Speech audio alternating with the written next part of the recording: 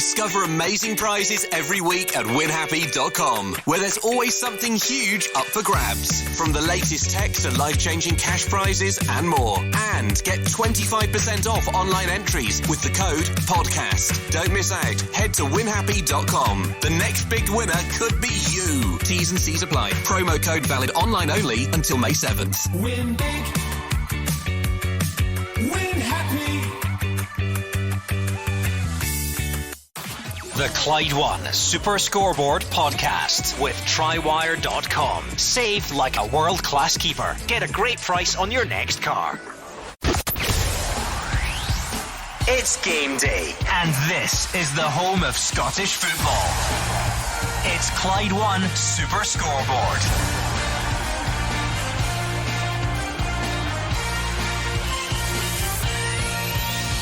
Good afternoon and welcome to Clyde One Super Scoreboard for the latest edition in the business end of the season across the country. Rangers welcome Hibs, trying to delay the inevitable title win for Celtic as long as possible and get ready for Bilbao in the Europa League. Kilmarnock, Motherwell, Dundee, St Mirren and Ross County, Aberdeen, all of huge implications for various parts of the Premiership table, and there are big games across the country as well, including the likes of Falkirk and Morton in the Championship and Mark Wilson's Partick Thistle taking on his old side Airdrie as well. I'm Gordon Duncan, and joining me in the studio you have Gordon Dalziel, Ross McCormack and Hugh Keevins. This will be the weekend that proves there's nothing wrong with our 12-team league. Drama at Ibrox as Hibs go there, not having won on that particular pitch for 7 years.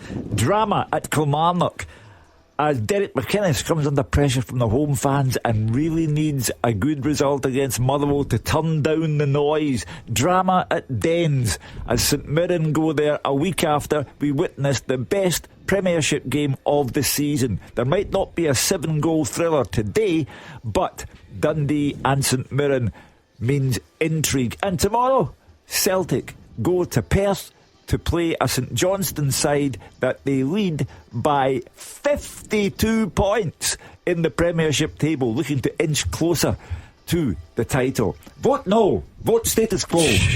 I agree with you today. I think drama all over the country, Gordon. You're looking at some of these fixtures, really exciting. 2 games to go before a split, a lot to play from, even down the Championship as well, down the other leagues. I just think we're in for a great day. I said last week at this time that looking at fixtures, didn't think a lot of goals. I think I got that one wrong, so I'm going with plenty this afternoon. Yeah, I can agree with that. I think there'll be loads of goals, loads of twists and turns. I'm particularly looking forward to the Aberdeen-Ross County game, to be honest. I think that could be a huge psychological day for Aberdeen if they can climb back into third, because I expect Rangers to defeat Hibernian at Ibrox, even though they've been on this amazing run, 15 games unbeaten. Then you've got that race for the top 6, chance for Motherwell, St Mirren to leapfrog Hearts, with Hearts playing tomorrow. So great day of football ahead. Absolutely, big games up and down the country, up and down the Premiership as well. So much drama, so much can change over the course of the afternoon. So let's get stuck straight in. Ibrox first, Rangers against Hibs, and Andrew McLean has the teams. Yeah, the sun is shining here at Ibrox. It is a bit windy, but I think this does have all the makings of a really entertaining game at Ibrox. For a start, every Rangers game at the moment is entertaining, isn't it? You look at the amount of goals they're scoring, the amount of goals they're conceding. You look at their last 4 Premiership results, 4-2, 2-1, 3-2, 4-3. Really anything could happen in this game, especially against a really in-form Hibs side, unbeaten in their last 15 Premiership matches. That's their best run in the top flight, dating back to the 40s. David Gray has really got them going, and they'll be full of confidence coming to Glasgow today. But do they take the game to Rangers, or do they sit back and be a bit more pragmatic, because that's what Rangers have struggled against in recent times. As for the team news, 2 changes for Rangers from that 4-3 win over Dundee. Out go Leon Balogun and Ridvan Yilmaz. In come Jefty and Václav Černý. He of course missed that game at Dens Park last weekend, but he is back and straight in to the starting lineup. It means a change of shape as well. It's back to a back 4 for Barry Ferguson today. So it's Jack Butland in goal, the back 4 James Tavernier, Dujon Sterling, John Souttar and Jeff Day. The midfield three, Connor Barron, Nico Raskin and Mohamed Diamande, Václav Černý and Hamza Igaman supporting Cyril Dessers. The substitutes: Kelly, Proper, Cortez, Bayrami, Balogun, Hadji, McCausland, Curtis and Danilo. No changes for David Gray from that 3-0 win over St Johnstone last time out, so it's Jordan Smith who continues in goal. Chris Cadden is the right wing back, Jordan Abita the left wing back, Lewis Miller, Rocky Bashiri, Jack Ardale are the back three. Dylan Levitt and Nectar Triantis in midfield. Junior Hoylett will play a supporting role for Martin Boyle and Mikola Kuharevich up top. The substitutes for them at Ibrox today: Bursic, Ekpateta, O'Hora, Alassana, Nicky Cadden, who is back after training all week, quicker than expected as well, Bowie, Mariah Welsh, Campbell and Gale. Very interesting, Gordon Dalziel, because we said all through the week that Rangers sometimes start with a back three, then they switch to a back four within a game. Sometimes it's the other way around. So a four to begin with. I'm sure Barry Ferguson, as much as he's praised the flexibility and the adaptability, hopes he can finish the game with a back four and that it works from the off. Yeah, and I think the most important thing, he was looking for a clean sheet. Rangers give themselves, a mountain to climb at times, even since Barry went in at first. After 20 minutes in his first game, he's 2-0 down. It was the same last week. Dundee were in total control of it, but all credit to Rangers, showed great confidence coming back into it. Watching the game, you always thought if there's going to be a winner, Rangers would get it, and that man Dessers got it in the final moments. I think the big plus for him today is Černý back. I think he's a big player for them. They're at Ibrox, they're against an informed Hibs side who will never go to Ibrox with the confidence they must begin there today. They've been absolutely terrific, but like Hugh says, they've not got a great track record there, and I expect Rangers to win it. But let me just say, I think it'll be a cracking game of football. I think everything has to be seen in the context of Athletic Bilbao going to Ibrox on Thursday, quarter-finals of the Europa League. Černý being back is a major boost. Of course, we're assuming that he lasts the 90 minutes or is fit enough to last the 90 minutes and doesn't do any damage to that hamstring. Also, Souttar's in today, but he's out on Thursday. He's suspended. So it'll be interesting to see how Rangers cope with that, because Souttar, for me, is the best defender they have. But Rangers on the rebound from losing 3 goals at Dundee, and the goalkeeper once again dodgy on the day at Dens. So Hibs have got to capitalise on the fact that you just don't know which version of Rangers turns up other than on a Thursday night. Also interesting, Ross, in that, and again maybe part of this is with Bilbao in mind, Rangers have gone to a back four, and of the two centre backs, one of them is Dujon Sterling, who's not a centre back, if you like. Leon Balogun is on the bench, and so is Robin Proper.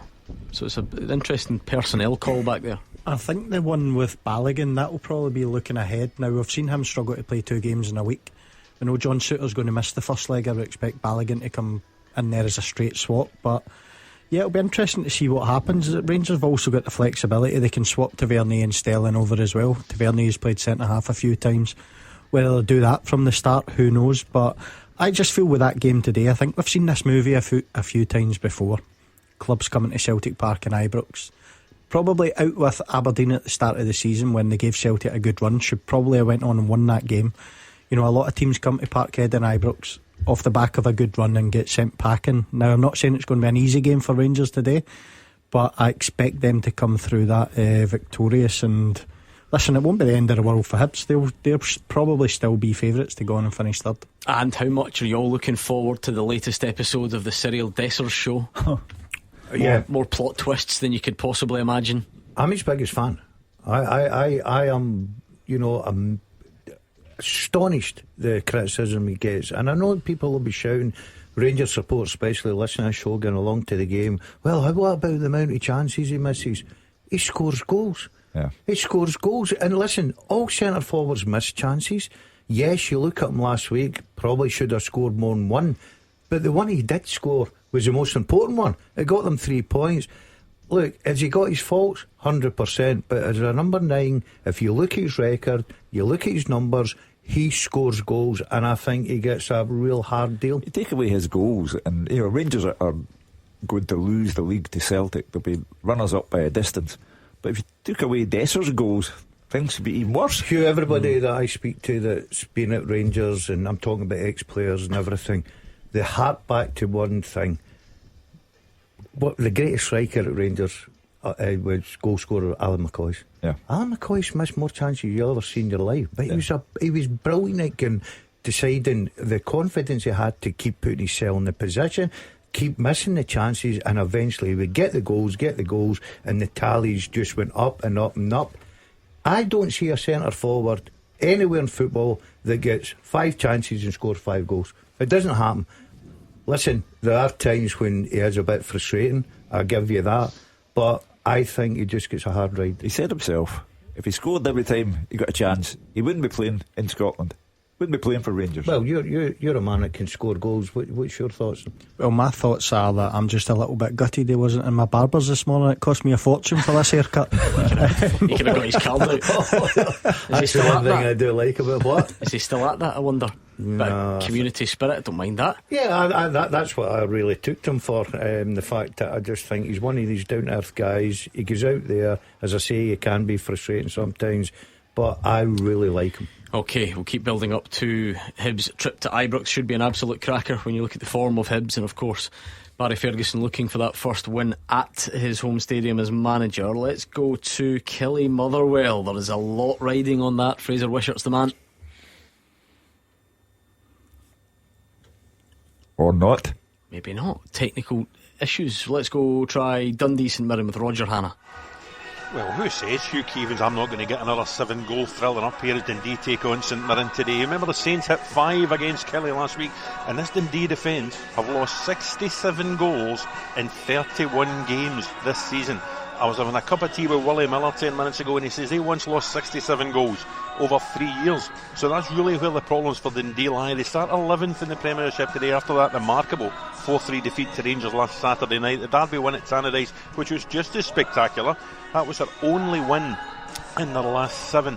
They did draw 2-2 here with St Mirren in August, and they won in Paisley in December 2-1 when Simon Murray got a couple of goals, and they could do Gordon with another 3 points here today just to ease those relegation worries. St Mirren also chasing the spoils. A win would take them above Hearts into the top 6 tonight, at least for 24 hours. That target again for Stephen Robinson, a top 6 finish for the 3rd successive season. The 5-1 win against Killie last week, it's really lifted confidence. Taosi Olasanya, who scored in his last 4 against Dundee, he's back from a ban, but he can only get onto the bench along with Michael Mandron, and that's because Jonah Ayunga and Roland Idowu will start again. One change for Dundee from that side, beaten by Rangers. Clark Robertson is fit again, and he slots in at centre back in place of Aaron Donnelly, the young Northern Ireland international. His face is in the front in a match programme today, but he will start on the bench. Quick run through the teams. Dundee, Trevor Carson in goal. It's a back 4. Jordan McGee, Joe Shaughnessy the skipper, Clark Robertson back in the team, and Ziad Lakesh. Midfield, Josh Mulligan, Mo Silla and Finn Robertson. That means still no Lyle Cameron with injury, and then the front 3, Sean Adewumi, Simon Murray and Scott Tiffany. On the bench, McCracken, Ingram and Samuels, Garza, Riley and Kumetio, Palmer Holden, Portales and Donnelly. St Mirren unsurprisingly unchanged after that rout of Killie, so it's Zach Hemming in goal. The back 3, Marcus Fraser, Alec Gogic and Richard Taylor. Across the middle, Ryan Alabiosu, Killian Phillips, Caelan Boyd, Muns, Mark O'Hara and Declan John. With the front 2, as we say, Roland Idowu and Jonah Ayunga, who is this week offered a new deal to extend his 3-year stay in Paisley. On the bench for the visitors are Minsky, Kenny and Tanzer, Smith, Kelty and Scott, Oseni, Mandron and Olusanya. The referee is John Beaton. The VAR is Stephen McLean. We're going to get goals, Hugh, don't you worry about it. Let's try Fraser Wishart again. Any joy? Sounds a bit quiet. We'll go back to him very soon. It's a big game to build up to. Ross County Aberdeen. Dave Galloway is there. Yeah, Ross County boss Don Cowie's urging his men to embrace the challenge of facing Aberdeen, Gordon, and they've competed pretty well against them this season, losing narrowly here early in the campaign, conceding in the 97th minute and then winning at Pittodrie in January. Their top 6 chances are hanging by a thread, and that's putting it lightly, and to have any hope whatsoever, they really must win both remaining games before the split, starting here today.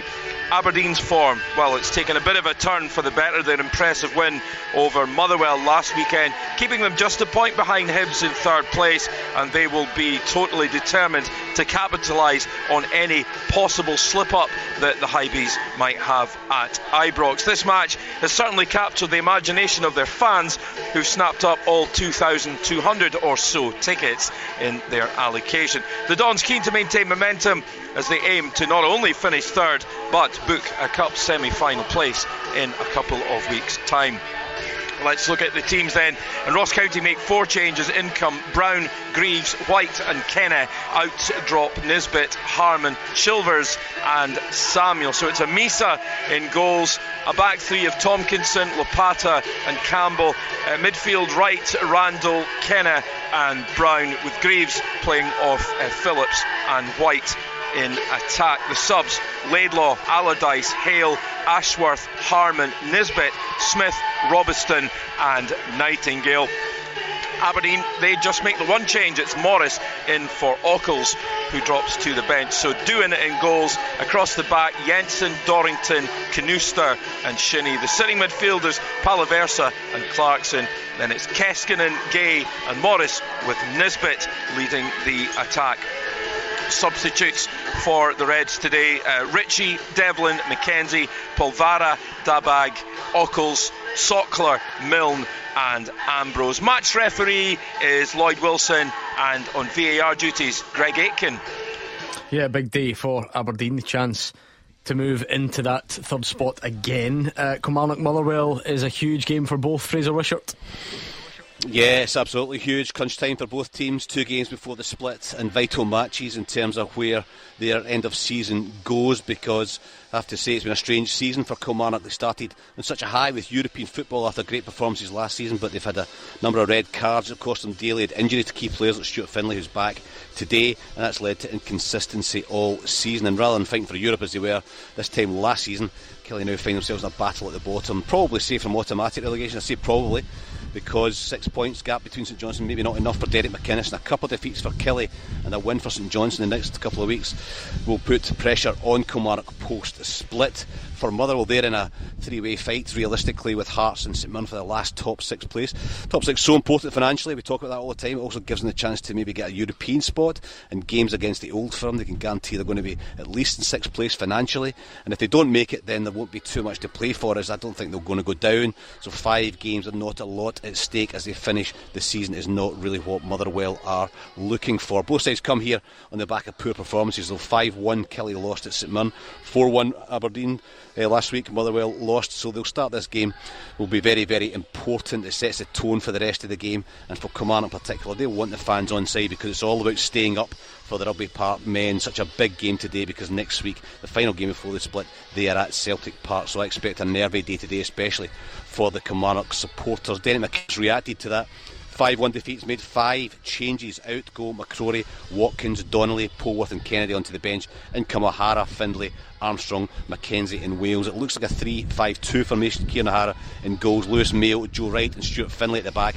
Dan Armstrong, Rory Mackenzie, Brad Lyons, Corey and Dabba and Fraser Murray across the midfield, with Bruce Anderson and Bobby Wales as the strikers. Substitutes: Robbie McCrory, Robbie Dees, Kyle Vassell, Matty Kennedy, David Watson, Liam Polworth, Calvin Ramsey, Liam Donnelly and Marley Watkins. Just the 2 changes from Michael Wimmer after that defeat at Pittodrie. One is enforced. Liam Gordon drops out completely. Harry Payton drops to the bench. In come Balmer and Andrews. The usual 3-4-2-1 formation for them. Ellery Balcom in goal, Stephen O'Donnell, Kofi Balmer and Dan Casey at the back. Tom Sparrow, Kai Andrews, Andy Halliday and Dominic Thompson across the middle, with Lennon Miller and Callum Slattery behind.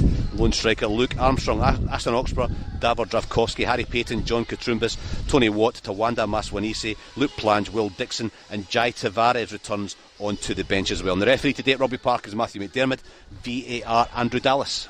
What do you make of the Killie plight, Fraser? There's been a lot said, you know, we had a fan on during the week saying they'd lost faith in Derek McInnes. I think Derek McInnes came out and made his own case during the week, talking about it's probably one of the only times really in his managerial career up here that he's found himself in this position. Yeah, strange times for Derek. I'm looking at him actually at the side of the pitch just now. He's enjoying the sunshine and he looks in good form. He's laughing and joking with a few people there, but yeah, I was touched by the fact he felt the need to come out and defend his own position, and that just shows you he knows that the fans are not happy. He knows they're not happy with performances. When you talk around with supporters, there's a bit of gloom and doom and a bit of worry. You know, it's like walking up to the game, you always talk to half a dozen supporters and every one of them was really worried, and they don't expect to win this game today, and they expect a real fight at the bottom of the table. But it just shows you how tight Scottish football is. There's not much between the teams out with the top 2, and you can go last season's fantastic performances. Kilmarnock finished 4th into Europe 12 months later, much the same squad, and they're fighting relegation. So a big game today, as I said earlier. They play Celtic next week at Celtic Park. Don't expect much from that, so they need to get something from today's game and just keep that gap between themselves and St Johnstone at the bottom. Loads of big championship games. We're at one of them in particular, Falkirk against Morton. David Friel's there. Big game, Gordon. According to Livingston manager David Martindale, the championship title race already over, but I don't think Falkirk are going to take anything for granted today. John McGlynn's side 8 points ahead of Livy and Ayr United with 5 games to go. They also have a superior goal difference. You can see where David Martindale's coming from. Falkirk will surely be champions, deservedly so, but John McGlynn thinks there's still a bit of work to be done. He wants to sprint over the finishing line, he wants to finish with a flourish. I think a win over Morton today would clearly be another step towards their return to the Premiership. They've beaten Morton 3 times this season, they've scored 11 goals in the process.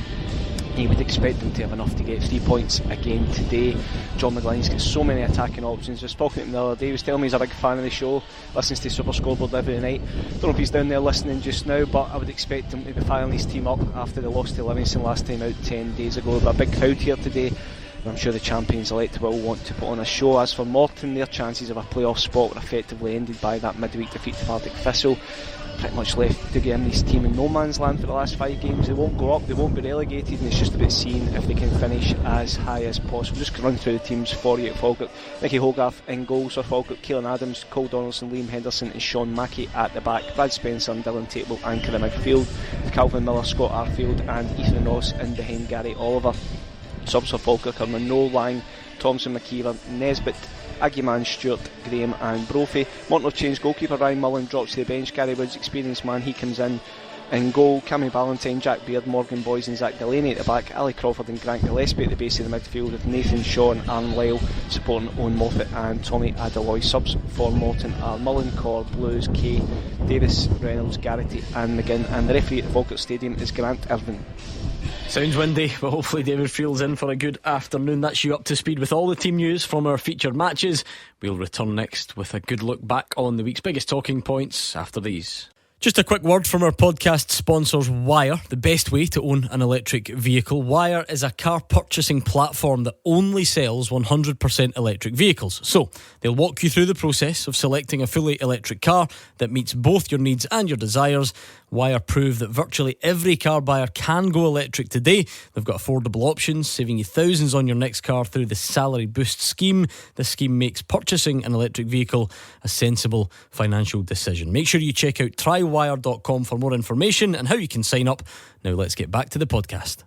Action as it happens, and your reaction from 5 on the open line. This is Clyde One Super Scoreboard. Hugh Keevins, Ross McCormack and Gordon DL are in the studio. We've got the top team round the grounds. They've already given you the team news. We've got a huge day of league action coming up. Of course, the focus mainly on the Premiership, but big games down the leagues to keep an eye on as well. Now, at this stage on a Saturday, we tend to look back on the week's biggest talking points, and on this show, here every night, 6 till 8, wall to wall, there has only been one show in town. So why don't we round it off? Why don't we draw a line under it by asking you all, give us your thoughts. Firstly, you, Roger Hannah, you're in charge. I know it's a terrible thought for everybody involved in Scottish football, but you're in charge. Do you reduce the league to 10? Do you keep it at 12? Do you go up to 14 or up to 16? And give us a brief reason why. Well, Hugh Keevins stole my thunder at 2 o'clock. I am a fully paid up member of the Status Quo fan club.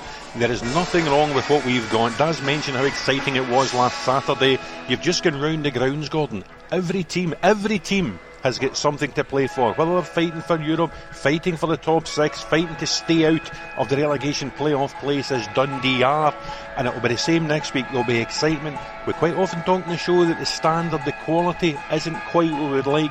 We've managed to stumble upon a structure in our top flight that keeps it meaningful. It's popular with the fans. I've been really impressed with some of the crowds that we've seen in recent weeks. I know that's a hobby horse of the Dazzlers. The crowds have been good. I expect a decent crowd here at Dens today as well. And we have finally, 50 years after we first started the reconstruction and moved to the first ever Premier Division, you'll remember all that. We've tried 12, 10, 14. We've tried all manner of playoffs, 2 up, 1 up, 3 up, 3 down. I think we've stumbled on something that makes our league as attractive as it possibly can be for fans, for broadcast partners, for commercial partners. We've got it right. It is not broken. It doesn't need fixed. Okay, I'll stick you down for a stay as is, along with Hugh Keevins. What about you, Fraser Wishart? I know you maybe get a slightly different feeling on things with your PFA Scotland hat on. Yeah, but I was a bit surprised to see the story, and being a bit of a cynic, I always think, why was that story leaked? Is it like a Trojan horse because people want something else? Because it's never going to be a go or 10 teams, so why was that leaked? But then we'll never find out who leaked it and why. But for me, I am a fully paid up member of staying as it is. I think Roger hit the nail on the head there. St Mirren's crowds are up. They're almost selling out every week. Not against the old firm. It's when Kelly come to town, and Hearts and Dundee and other teams as well. I was at Hibs St Johnstone last week. There was 17,000 there. Hibs against St Johnstone. The fans are coming back to most football clubs. What do we need? We can't get many more fans into some of the grounds as well. It's exciting. It's successful. 10 is an absolute no. 14 I could live with.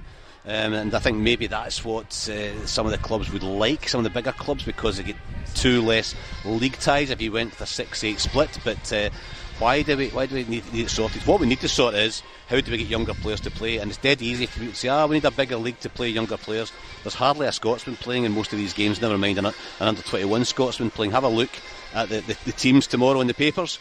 By my reckon, I think there's only Lennon Miller, 21 and under, who's Scottish, who starts. That's the biggest problem we've got, is how can we get more young players being given their chance in the game. But league structure-wise, stick with it, it's working.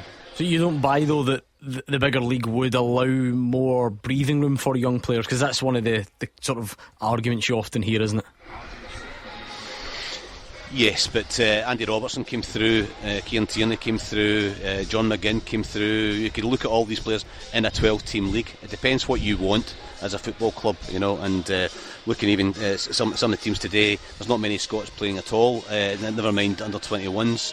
I think it's an easy cop-out. I think you can still play more young players. You can give them a chance, you can bring them in, take them back out, but as long as you've got squads of 25, 30, 35 first team players, then you're going to kill young players' development as well. So I don't really buy into that. Of course it'd be easier, but then if you go to 16 teams, Gordon, then you get 2 games against each team.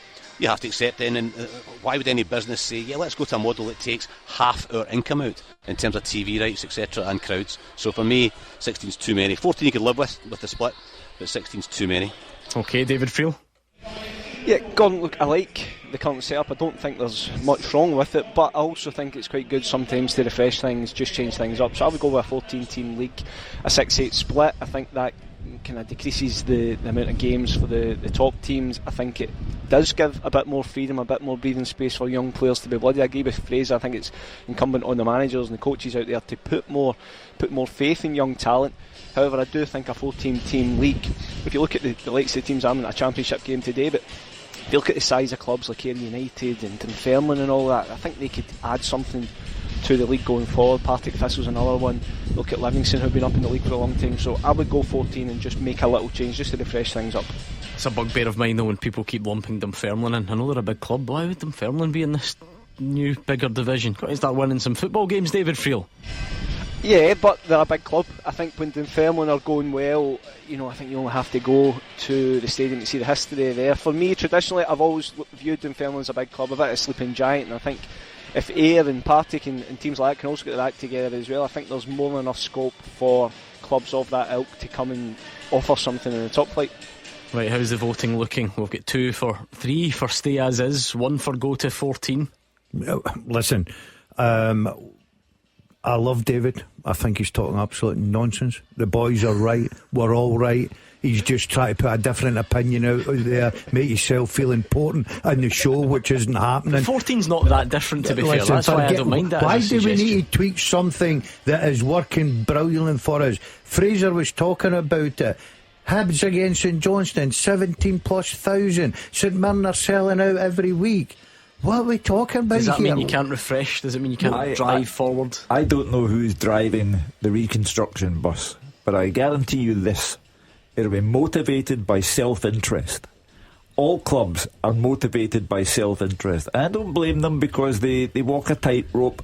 You can see it's a precarious business now at football clubs. We've got 2 or 3 teetering on the brink of going out of business in the lower divisions. However, Scott Allen said last night to me, you fix the roof when the sun is shining. Where is the evidence there's anything wrong with the roof? Ross McCormack. I've got to agree with these two as well. I don't see I don't see anything wrong with this, and I tell you what, I don't buy into the fact as well, if there's a 16 team league you're going to get more young boys in the team. Young boys will get their chance if they're good enough. You're talking about Scottish under 21 players. You've got to remember 10 days ago, 2 weeks, they lost 6 to Iceland. The talent's probably not as good as people are thinking in the under 19s or whatever it is. Ross, there's also another consideration. Celtic put Ben Doak into an Old Firm game when he was 16 or 17. He left. They put Daniel Kelly into the team. He scored one of the great goals at Celtic Park. He left. They put Rocco Vata into the team, and with the guarantee that Rocco Vata was going to be, for example, Yang. Yang has had plenty of game time at Celtic. Rocco Vata said, no, I'll go to Watford instead. So it can be the case that people, young guys now, teenagers, do not see Scottish football as their final destination. They want to play in something more glamorous. So that for me is not a strong point in favour of reconstruction. I just think the highest per capita attendances in Europe belong to the Scottish Premiership. What are you changing it for? I think maybe it's anecdotally then, Roger Hannah, a desire from fans to just make it a bit bigger, whether that's a bit of variety, a couple of extra teams. Take the point, obviously, officially the attendance figures are good, but it does feel like, listening to all the calls, reading all the tweets, if it was up to fans, I think there would be an increase. Is that fair? Yeah, but I think you might need to explain to some of the fans, Gordon, that if there's less money coming into their clubs from broadcast, then they might need to sell a good player. I don't buy into this. Younger players will get more chance. It just doesn't happen. It's great in theory, but in reality it doesn't happen.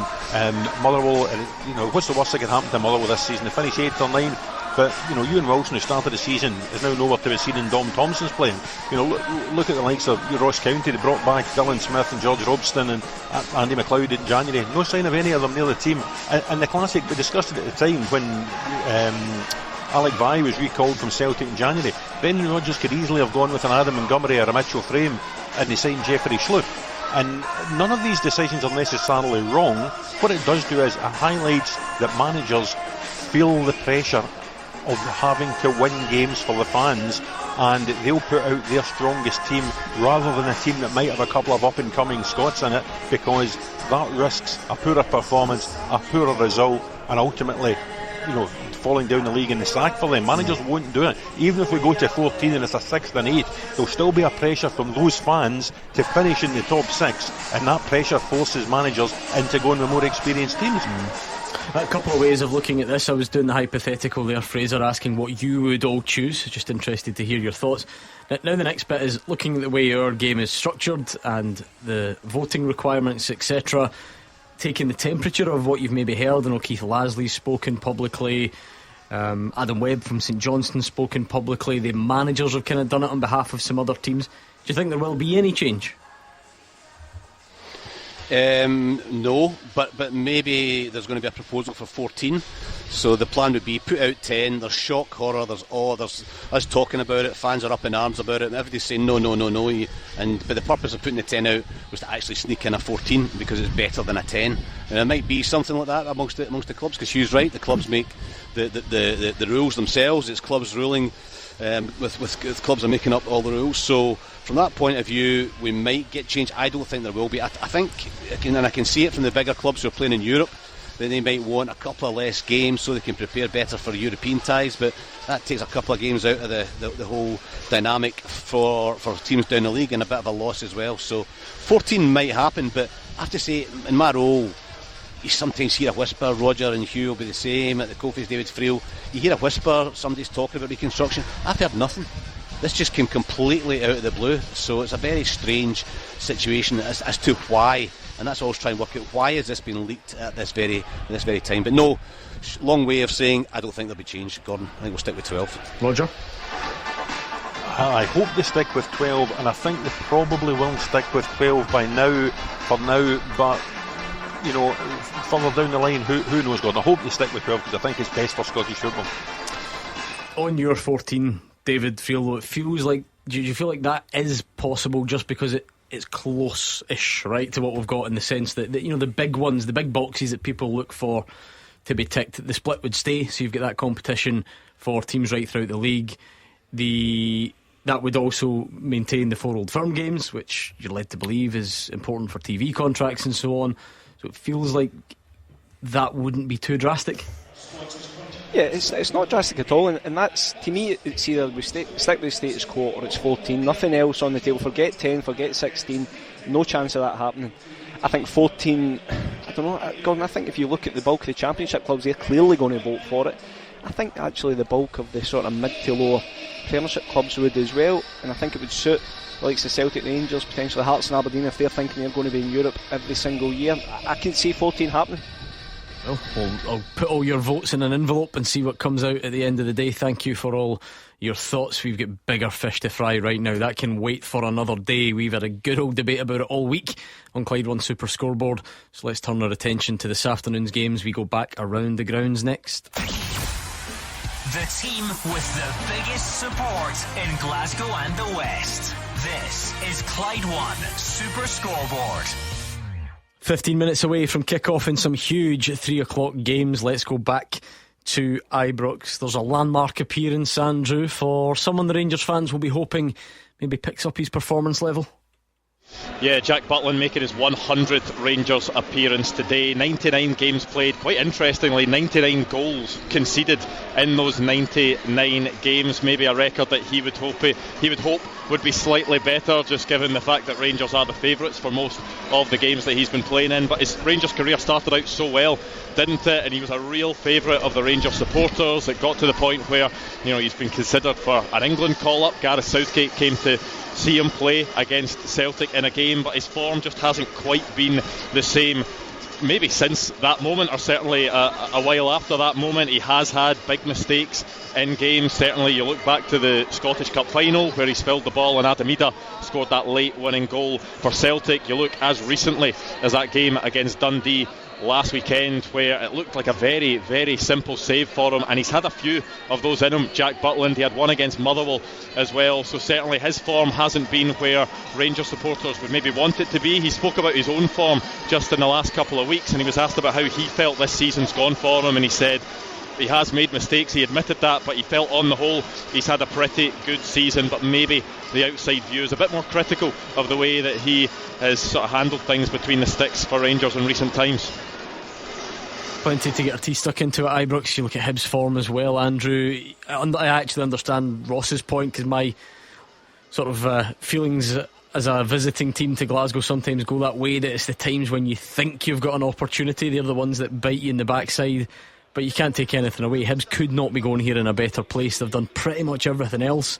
They've won away at places like Pittodrie and Tannadice, the teams round them. They've won Edinburgh derbies. They've got results against Glasgow's big two in Edinburgh, so this is the only thing left for them, really. Yeah, I mean, it's an incredible job that David Gray has done. So much has been said about it. The fact that he looked as if he was maybe going to get the sack earlier on this season. There were certainly calls for it at one point, but the turnaround, 15 games unbeaten in the Premiership now. But this would really be an incredible result if they manage to come here and get that win. You look at how tight it is in that race for third place, just one place above Aberdeen, so it would be big in terms of the league table, but it would be big just for David Gray and for this team, just to show the level they're playing at the moment. Because, I mean, if they'd started the league season in this form and managed to continue it on, they'd be in an incredible position in the league table. But certainly it's been going very well for them. You just wonder if these players will be able to step up in an occasion like this, and you wonder whether they'll be able to trouble Rangers, because they certainly have the players to do it. They've shown it in the past. Rangers do look shaky at the back. Will that back four look a bit more solid than the back five has for Rangers at times? They've changed it so much, but Hibs will feel they'll have that confidence, given the way that they're playing, that they can come here and get something against Rangers. But a lot of it also comes down to mentality. It's not just the quality on the pitch. They need to believe that they can come here and really trouble Rangers, but you think they will have that belief, just given the fact that they've been playing so well, and the travelling support as well. They will be confident that this Hibs team can come here and get something. We spoke about Kilmarnock, Fraser Wishart, and what this one meant for them. Motherwell seem like such an interesting case because they're a result or a combination of results away. It feels like today can really change everything. It can really show that the top six is a possibility, or it could rule out the top six, and then all of a sudden you're maybe even looking over your shoulder, or probably just petering out and preparing for life in the bottom six. Michael Wimmer pretty strong last week, wasn't he, talking about the last 15 minutes being unacceptable and alluding to the fact that the squad's going to be overhauled. So they're in a really delicate spot, it seems. Yeah, I mean, I think it'll be a summer of transition. New manager coming in, the first chance he's had to sign his own players. They've got a huge squad. I mean, I think I said a few weeks ago there was 34 names in the programme, 34 stick-on first-team players. So yeah, there's going to be a lot of change, but to get there he would like to have a wee bit more money, which the top six brings, and a bit more money to spend in his team. But this is a big game, because if they lose and either St Mirren or Hearts win, then that's it all over. But a win for Motherwell today sets up a cracker next week at third part. No matter what happens with Hearts and St Mirren, sets an absolute cracker at third part next week, almost like a winner takes all. It could be as well. So at this time of the season, we're talking about the structure, the number of teams in the league. This is what the split brings. It brings just a different dynamic at this stage of the season. You don't have so many meaningless games just before the split, because the teams are all fighting for that one place. But it's a big game for both teams. I actually think Motherwell might win this game. There's just something about Kilmarnock that really worries me. They're just dropping. The fans seem to be really down as well. They're not very optimistic about today's game as well. So I think Motherwell could get the 3 points today and set up an absolute cracker against Hearts next week. I mean, some of us in here hope you're right, but maybe not as confident. Let's go to Dundee St Mirren, the entertainers. Dundee, Roger Hannah. You do wonder about that balance, that trying to keep the back door closed but not compromise your attacking threats for Dundee. It's just been so obvious the issues that they've had this season at the back. Yeah, I mean, it's been terrible. Even I spoke about the headline number of 67 goals conceded in the league. Astonishingly, Gordon, 36 of them are here at Dens, and that's just in 16 league games. They're shipping more than 2 goals a game at home.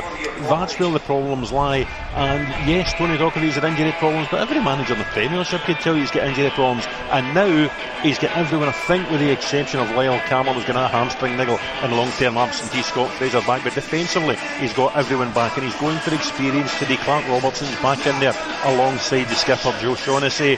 He's gone with a back four. He's trying to be solid with Mo Siller just in front of them, but he's coming up against the St Mirren side in a good run of form. They hit 5 against Kilmarnock last week, and that was without their 2 recognised strikers, Olasanya and Mandron, who again start the bench today. It's going to be a younger with Edoru up top, but this St Mirren team looks to have goals. Look at the way Caelan Boyd-Munce has been scoring recently. Mark O'Hara is always a threat. Killian Phillips can get in, and notably, even the games are losing. I covered the 5-2 defeat to Celtic on the Saturday night for Super Scoreboard.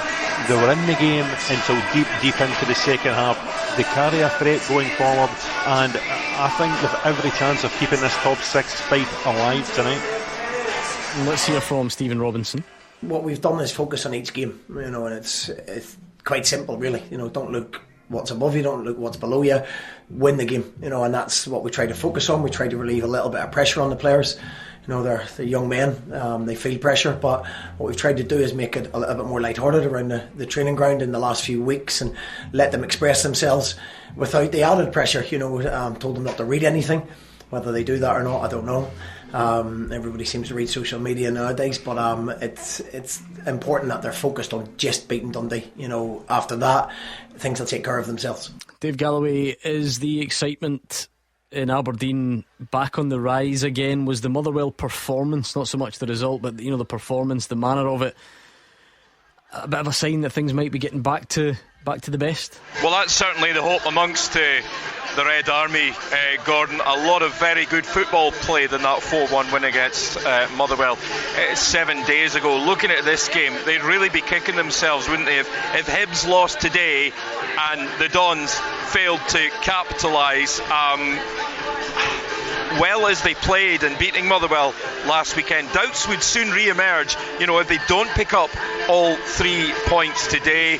As for Ross County, well, they could do with a bit of a lift, couldn't they, after back-to-back defeats, Gordon. Still a very, very faint mathematical hope of 6th place, but however, such is the nature of this league. It's so close in certain areas. The defeat, coupled with results elsewhere, it might possibly drag the Staggies into bother at the bottom. That's what's so exciting about this league.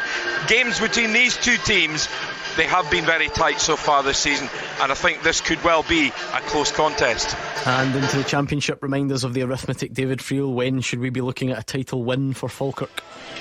Well, they're 8 points ahead with 15 to play for, but Aaron Levy play next week, so it could be in the coming weeks. John McGlynn was actually asked about that the other day, and he says he doesn't care. He just wants to keep going and just go over the line, and look, they will do it, but I think he'll just be hammering it into his players that no slip-ups, let's not make things a little stressful than they need to be, and I fully expect them to take care of Morton today. Gordon, I think it'll be far too good. And what was it John McGlynn said about Super Scoreboard again? He said he's a huge fan, he listens every night, he's been enjoying the reconstruction debate, but he agrees with me it should be 14 teams. There we go, but just imagine, think about the influence you lot have, so just imagine the Falkirk chairman or CEO goes to John McGlynn and says, John, what do you think? He goes, well, actually, you should have heard the suggestion on Super Scoreboard the other night. I thought it was bang on, so stick me down for that. You're influencing people all over the place. Well, I do understand David Friel said he only listened to a Friday John McGlynn, so he could hear Scott Allen and me, but that maybe is just hearsay. Every night, a committed listener. So there we go. Thank you very much to the top team bringing us the team news right around the grounds. I think that's pretty much us there. Let's hear just from a couple more managers before we go. Actually, let's do the big one in Ayrshire. Derek McInnes and then Michael Wimmer. We're no feeling sorry for ourselves. We're no rolling over, sucking our thumbs and thinking everything's against us. We've got a job today, and when you lose a game in that sort of manner, it's all about the response, and that's where we're at the minute. I think 13 years as a Premier League manager, 10 of those we finished in the top 4. We know what we're doing, and we could do. We're just getting a wee bit more confidence into the players, and a win would help that. And even Saturday, I just hope the supporters get really behind the team. I never had played a game with the first team as a coach on an Astro pitch. I think this is a different game, yes, of course, but I think we have to deal with the situation. We have to manage the situation. I think this is no excuses, because we know it, everybody knows it. We have to adapt the situation, and we know Kilmarnock is at home very strong. There are 23 points at home, and only 17 goals conceded, so it's a tough game for us, but yeah, we have to find solutions. And that is it, the stage is set, the sun is shining. Is it freezing in the wind? Yes, it is a bit, but we'll ignore that for now, because we've got some good football to keep us going on a Saturday afternoon. Rangers, Hibs, Killie Motherwell, Dundee St Mirren and Ross County Aberdeen in the top flight. Falkirk Morton, our featured championship match, with plenty more to come from that division, and it all kicks off when we return. The winning team all season long. This is Clyde One Super Scoreboard. Hugh Keevins, Ross McCormack and Gordon Dalziel are in the studio. We've got the top team round the grounds, bringing you up to speed with all the action on a Saturday afternoon, and it's about to kick off right around now. So without further ado, Hugh Keevins, if you could tell us how these games won't finish this afternoon. Rangers to win against Hibs, Kilmarnock to beat Motherwell, St Mirren away winners at Dundee, Aberdeen away winners in Dingwall against Ross County, and Falkirk home win over Morton. I think it's difficult once again. I'm going to go Rangers tight win. I think Hibs will score at Ibrox, but I think Rangers will have enough. Kilmarnock, Motherwell, Stonewall draw. You've got Dundee St Mirren, Stonewall draw. You've got Ross County, Aberdeen, Ross County at home, and Falkirk at home. What a selection, Ross McCormack. Well, I said it at the start of the show, I fancy Rangers strongly today. I'm going to agree with the Dazzler. I'm going to say Kilmarnock, Motherwell draw. Dundee to have some confidence from the Rangers game. I'm going to take them to beat St Mirren, and I'm going to go Aberdeen to win up in Dingwall, and Falkirk pretty convincing at home to Morton. Clyde One Super Scoreboard Goal Flashes with M&D Green Pharmacy. Get advice on keeping infections and viruses away when school returns. And that is us. We are underway on a Saturday afternoon. You can stay in touch with us right throughout all the action at Clyde SSB on Twitter, of course. When these games are finished, this is the place to be on a Saturday evening. You pick up the phone, you give us a call, and you let us know how you thought your team performed today. So plenty big games, so many big talking points. Strap yourselves in and we will work our way through it together. We'll see who starts fast as well. I felt like we had a fast start last weekend, didn't we? Oh, we had a great start. That set the tone. Oh, you had Vaseline in your thumb by 10 past 3. You were pressing that button that hard, you were bruised. There must have been a different way you could have made that point. There has to have been. I had no idea where he was going with that there. I don't think there's anything wrong with that. You're talking about a unique mind here. It's certainly a unique mind. We nearly had a fast start. Trevor Carson's had to make a save from Mark O'Hara after 22 seconds. So nearly. And well, 5 changes for Kilmarnock. That's indicative of a manager who thought the performance was shocking against St Mirren last weekend. So it's a really troubled afternoon for Derek McInnes. He's got to get a win today or they're turning on him. Yeah, I think you can tell the way they're trying to get up for it and get right at it. I think they've made about 3 or 4 fouls already. Kilmarnock just quickly trying to get in faces and well, Derek will have sent them out of the traps when he try to really get a bit of response from them, because it's not acceptable, and the Kilmarnock fans have turned on him. He needs a win. He needs to start turning these fans with them and going forward. It's okay coming out and telling everybody about your past record, but Kilmarnock get beat today, and if St Johnstone to beat St Mirren at home, they're in trouble, because I think one of the boys said Kilmarnock's next game's at Celtic Park. Ibrox did kick off just a minute or two late. There's been a tame Nicholas Raskin shot from the edge of the box, easily held. That's all we've really got to tell you about so far from that one, and that's going to be a fascinating game, Gordon. Rangers they've lost their last 4 home games. It's just an outrageous record. It feels like the stings came out of it a bit, because like Fenerbahce, yes, they lost, but they went through in penalties. Obviously half of those games were Philippe Clement and half of them were Barry Ferguson. So yes, it's been a kind of long run, but my goodness. And I think we do have our first goal of the afternoon. Goal flashes with M&D Green Pharmacy. Dundee 1, St Mirren 0, and it is that man Simon Murray. What a performer he's been in recent weeks. Actually thought when he limped off last week there could be an issue. He hit the post just before Dundee conceded Rangers winning goal, but he has put Dundee 1 up already. Fast start. He must be 14 I think. Oh no, probably. Hold on, got another one of these. Goal flashes with M&D Green Pharmacy.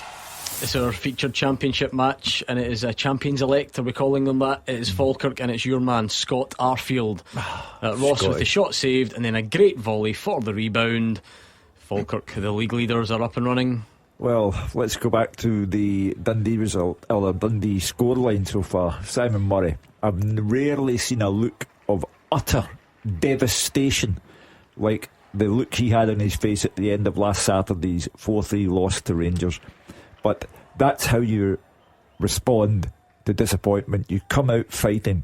And Simon Murray, what an asset he has been. Just let me revisit something. You asked how many he's got. What did you say? 14. And then you scoffed at him. Yeah, it's 14.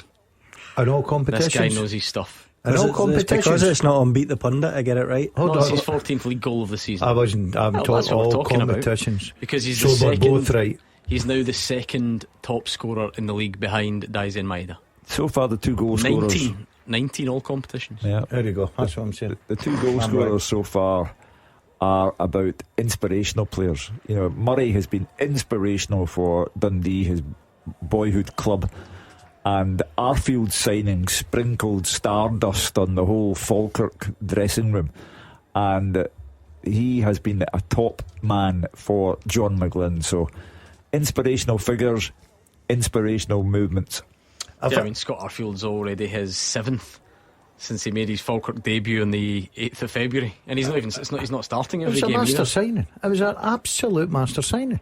You knew that when he came into that team, the way they play football, the way they create chances, his timing of his runs, his finishing, everything about it, it was a match made in heaven. Less than 90 seconds on the clock when Simon Murray scored that goal, by the way. And I said we needed a fast start to keep us all entertained on a Saturday afternoon. We have certainly got that. Nothing really doing from Ibrox yet. Tierney a couple of moments ago had an attack down the right, but when he tried to cut it back, it was just snuffed out. I think that looking at and there's in fact a Tavernier long throw, it's headed back to Tierney, he half volleys it miles over the bar. I think that's what's been impressive, Gordon, was just thinking about Tierney down the right and being snuffed out by Obita. You know, Nicky Cadden was signed, they changed to wing backs. Nicky Cadden's arguably Hibs' best player. He gets injured, but Jordan Obita comes in and does, you know, a perfectly good job. They've all really stepped up to the plate, the Hibs players. 100%. I think, and it's all down to the fact they allowed Hibs board, allowed the manager to bed himself in, start getting the results, start working with his players. He changed, he's tweaked one or two things, and every single one of them are playing with confidence. They all believe in the system, they all believe in what he's doing. I do think it will be difficult. I think they'll hang in there. I think it'll be very tight this afternoon, but I just see Rangers edging that. But so far, David Gray, especially, I was looking at David Gray and I was doubting if he was going to stay the Hibs manager. But well done to the Hibs board. They stuck by him, they've got the manager of the month yesterday for the third time this season. The only Hibs manager to do it 3 times in one season. It's incredible. Still time for him to get a fourth, I suppose. But anyway, ball just bouncing around everywhere at Rugby Park. It's very blustery there, as it is everywhere, but you won't be surprised to hear there's quite a direct approach going on at Rugby Park, and it's making life a bit. How would you define direct approach for us? Well, put it this way, the ball's not hit the ground yet. I would just probably get down that road, Hugh. Yeah, that would probably sum up. Did I hear that right when we played the clip of Michael Vimmer? He said he hadn't managed a game on AstroTurf before. Yeah, that's what he said. Yeah, and I agree with your surprise. I naively thought in Austria or something he would have. Given the weather that they are prone to getting in Austria, I thought there might be an Astro pitch or two. We went over there pre-season a few times at a few different clubs actually, and a lot of the games that we played pre-season, there was a few of them on 3G pitches, so I found that one strange. Anyway, right, before we go any further, because we do have early drama, which is always good. Falkirk 1 up in the Championship thanks to Scott Arfield. Dundee 1 up thanks to Simon Murray against St Mirren. Let's do this. Hugh Keevins, are you ready? I am. The first half teaser with the scottishsun.co.uk/football for the best football news and opinion online.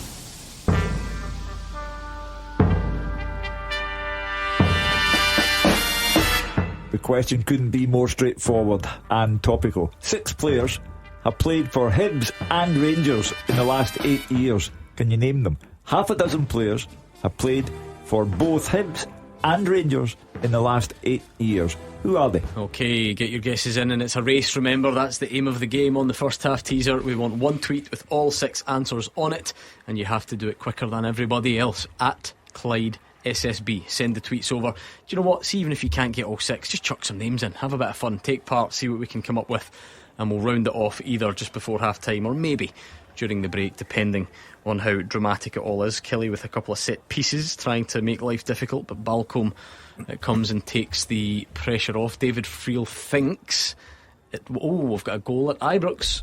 Goal flashes with M&D Green Pharmacy. Rangers 0, Hibs 1, and it's Dylan Levitt. It's a shot from the edge of the box, and it kinda goes through Jack Butland. People can make their own mind up. You don't want to overanalyse all the perceived mistakes he's making at the moment.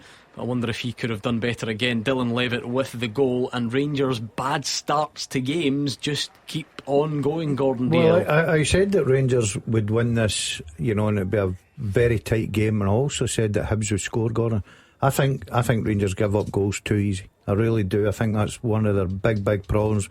They're always giving themselves a mountain to climb, and once again, and they don't even, you know, it's early in games as well. So I don't know what's happening when they're coming out the tunnel and they're trying to get their concentration levels up or whatever it is, and all of a sudden it goes pear-shaped for them. And Jack Butland, as you said there, he has not, what is his 100th game? Tell you what, I'll not remember. He'll be wanting to forget that one very quickly. We'll try a bit. Dylan Levitt catches it, he catches it well. Jack Butland, we were talking about an England call-up last season, Ross, he needs to save it. It is at him and it goes through him. There's no two ways of looking at it, really. No, you're right, you're spot on. And Dazzler said there, they're giving away too many cheap goals. You're always going to give away cheap goals when the goalkeeper's in that form. There's too many mistakes now. It's happening too often with Jack. Something's got to be done about it. It can't go on, Gordon.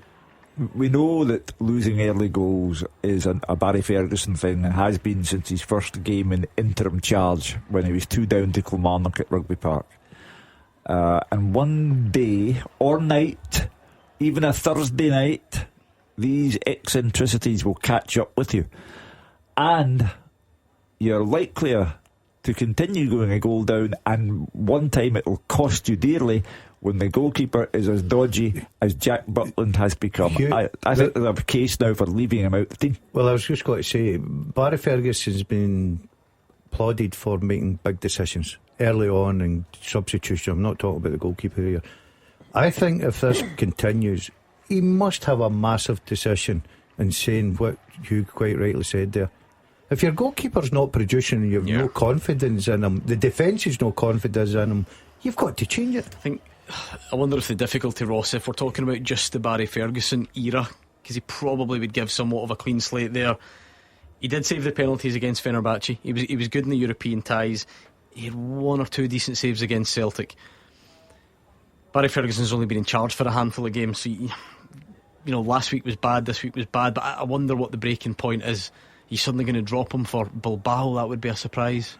No, that's a huge one. I don't think it will happen for Bilbao, but I think with other clubs, when they're faced with this prospect of potentially having to change their goalkeeper, the drop off in the next in line is pretty large. For me personally, I don't see much difference between Kelly and Butland, so it's not a huge dip in quality if he decides to do that. But I certainly can't see it happening for Bilbao. There is a school of thought that when Gareth Southgate, while England manager, came up to look at Butland and did not pick him, that it had a profound effect on Butland. But it genuinely seems to be like it was around that moment, wasn't it? Yeah. It's hard to escape. But if that's still preying on his mind, then let it prey on his mind while he's sitting on the bench, because I think that if you're playing at Bilbao on Thursday night, you cannot have a goalkeeper who has become a liability. The only thing I'll say, and I'm with Ross, right, apart from one thing, this is early on in this game. If he has another howler,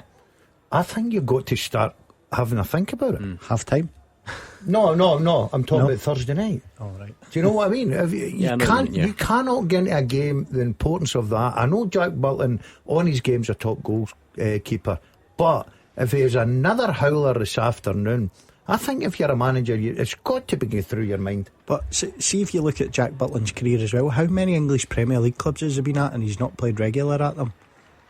That suggests to me that he's not as much of a top goalkeeper as some people think. But he was good at Rangers last season, to be fair, wasn't he? So there was one point, I think, was it Rangers come out and says the only player we wouldn't sell was Jack Butland. Philippe Clement said that. But they wish they had. Yeah. Because the whole but I don't even mean that to be cruel, but the whole financial picture would look so different. Yeah. As well. There was a point at which they could have got 10 million for him, and Clement at that point said no. He was in so many words said that Butland was irreplaceable, but he's no longer irreplaceable. He is periodically guilty of chucking them in, and you can't have that. Fans are getting a bit frustrated already. A lovely flick by Raskin to put Dessers in on goal. He did what he can do sometimes and took too long. He was then crowded out, and the fans are grumbling already, which is never good. We've not even reached the 15-minute mark yet at Ibrox. Hibs do lead by 1-0. There's a goal which has set a game in motion the way I think everyone thought it would go, because these sides met last week in the Trust Trophy. Livy won 5-0. Yep. Queen's Park have got even worse since then. The full place is in absolute turmoil. They lost 5-0 during the week. Willie Hockey's withdrawing his funding, etc. It's Livy 1, Queen's Park 0. Lewis Smith with the goal. And who would rule out a third game in a row losing 5 goals for Queen's Park if that's the way it's gone this early in the afternoon? It must be hard for him, Hugh. See, he's a player, and you know what's happening. You hear the news, Willie Hockey and everything, and your manager's been sacked, Callum Davidson's been away. It plays on players. It must be difficult for him. I've not heard too often see the Queen's Park fans have been singing Callum Davidson's name. Yeah. It's never a good sign, is it? No, if you run a club, sack a manager and the fans sing his name. Well, what they're really telling you is you made the wrong decision. Yeah, and it's come back to bite you. But, everyone can read in the paper this morning the story of the night out where Lord Willie Hawkey was abused in terms of quiz names that were derogatory where he was concerned. The whole thing's now a shambles, and Willie Hawkey has said, well, that's the way you feel, bye-bye. And Queen's Park are in very, very serious trouble, because if they drop into the third tier of Scottish football, they will continue to drop, and they won't have Willie Hawkey to bail them out. Seen you look at a championship, no, we're all concentrating. Quickly on the championship, hold on. Goal flashes with M&D Green Pharmacy. Falkirk 2, Morton 0, and it's Calvin Miller with the goal. Falkirk on easy street already and edging closer towards that title. It's a long ball initially, but then a great touch, bottom corner from 16 yards. And John McGlynn, great taste in radio shows, good football team. What's not to like? Nothing. They are easy in the eye. They have good players. Calvin Miller's a good player. Arfield has been an inspirational signing. They play good football. They will be a welcome addition to the Premiership next season, because that's what's happening. They're up. And even by your dramatic, don't get carried away early standards, Hugh, you might have been on to something. Livy 2, Queen's Park 0. Robbie Muirhead with the goal. Yeah, I can see it. Another 5. Yeah. But do you know what, Hugh? If you can't go 15 goals in 6 days. No. Listen, I'm going to say it could be more than 5. Yeah, I was going to say, what about the second half? But it is a shambles. It is an ocean-going shambles. You summed it up there.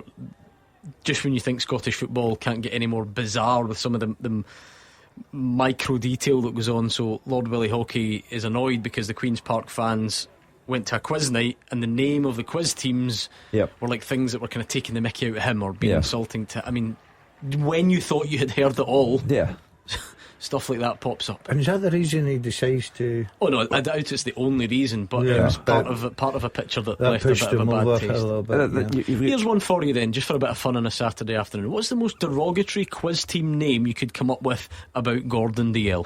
Wait, hold on. There's more than Gordon DL in this studio. Okay, sorry, you're just too easy to target. What's the most derogatory quiz team name you could come up with about any of our pundits? Alright, you happy with that? Yeah, I'm happy with that.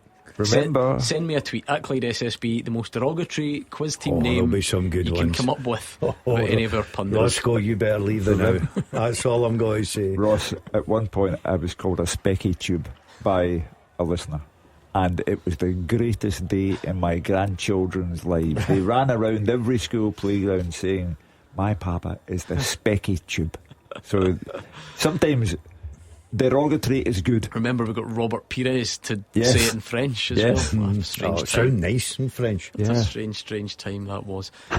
There was another goal, because it's Scott Allen's Kelty Hearts 0, Dumbarton 1. Dumbarton are gone already as well. It's at Kelty. Charlie Mulgrew needs that result to not stay that way, you might suspect. What a day of drama it's building up to be. We've had Jack Butland throwing another one in. We've got Falkirk inching closer to the title. We'll get Simon Murray 2 minutes in scoring for Dundee when I thought they'd be under pressure today, and they may still be under pressure, but it's a lively old start to the day. It is. Killie have been slightly the better at Rugby Park. Not loads happening, but they've put a couple of more dangerous balls in the box than Motherwell have. No real chances for either side. Andy Halliday in the wars as always. Oh, he's not injured already. No, he's not injured, but I think Brad Lyons got booked for taking him out as he was driving forward. One of my favourite goalies in the league. I think Amisa has been excellent at Ross County. He's new saved, contract as well. No wonder. He's saved Kevin Nisbet's effort, but there just wasn't quite enough on it. Not enough purchase there. Let's check in on that teaser, Hugh. Remind us of the question, please. 6 players have played for both Hibs and Rangers in the last 8 years. Who are they? Okay, get your guesses in. See what we can come up with. I can see some pretty good attempts. Struble wants to go for Stephen Whittaker. I wouldn't go for that. Okay. Kieran McKenzie wants Dean Shields. And he's not there either. Okay. Charlie Bear thinks Kevin Thompson. Close, Charlie, but no cigar. Just a bit off in the time frame. And Scott Allen, Charlie, famously didn't play for Rangers. That's the point. That's the point of the whole story, remember. But there we go. So keep your guesses coming at Clyde SSB. So they have to have played for both within the last 8 years, not just one. Okay, that makes sense. That's fine. We'll see what we can come up with there. Still no more goals to tell you about. We had a nice little fast start. It slowed down a bit, but that's okay. We're not quite at the...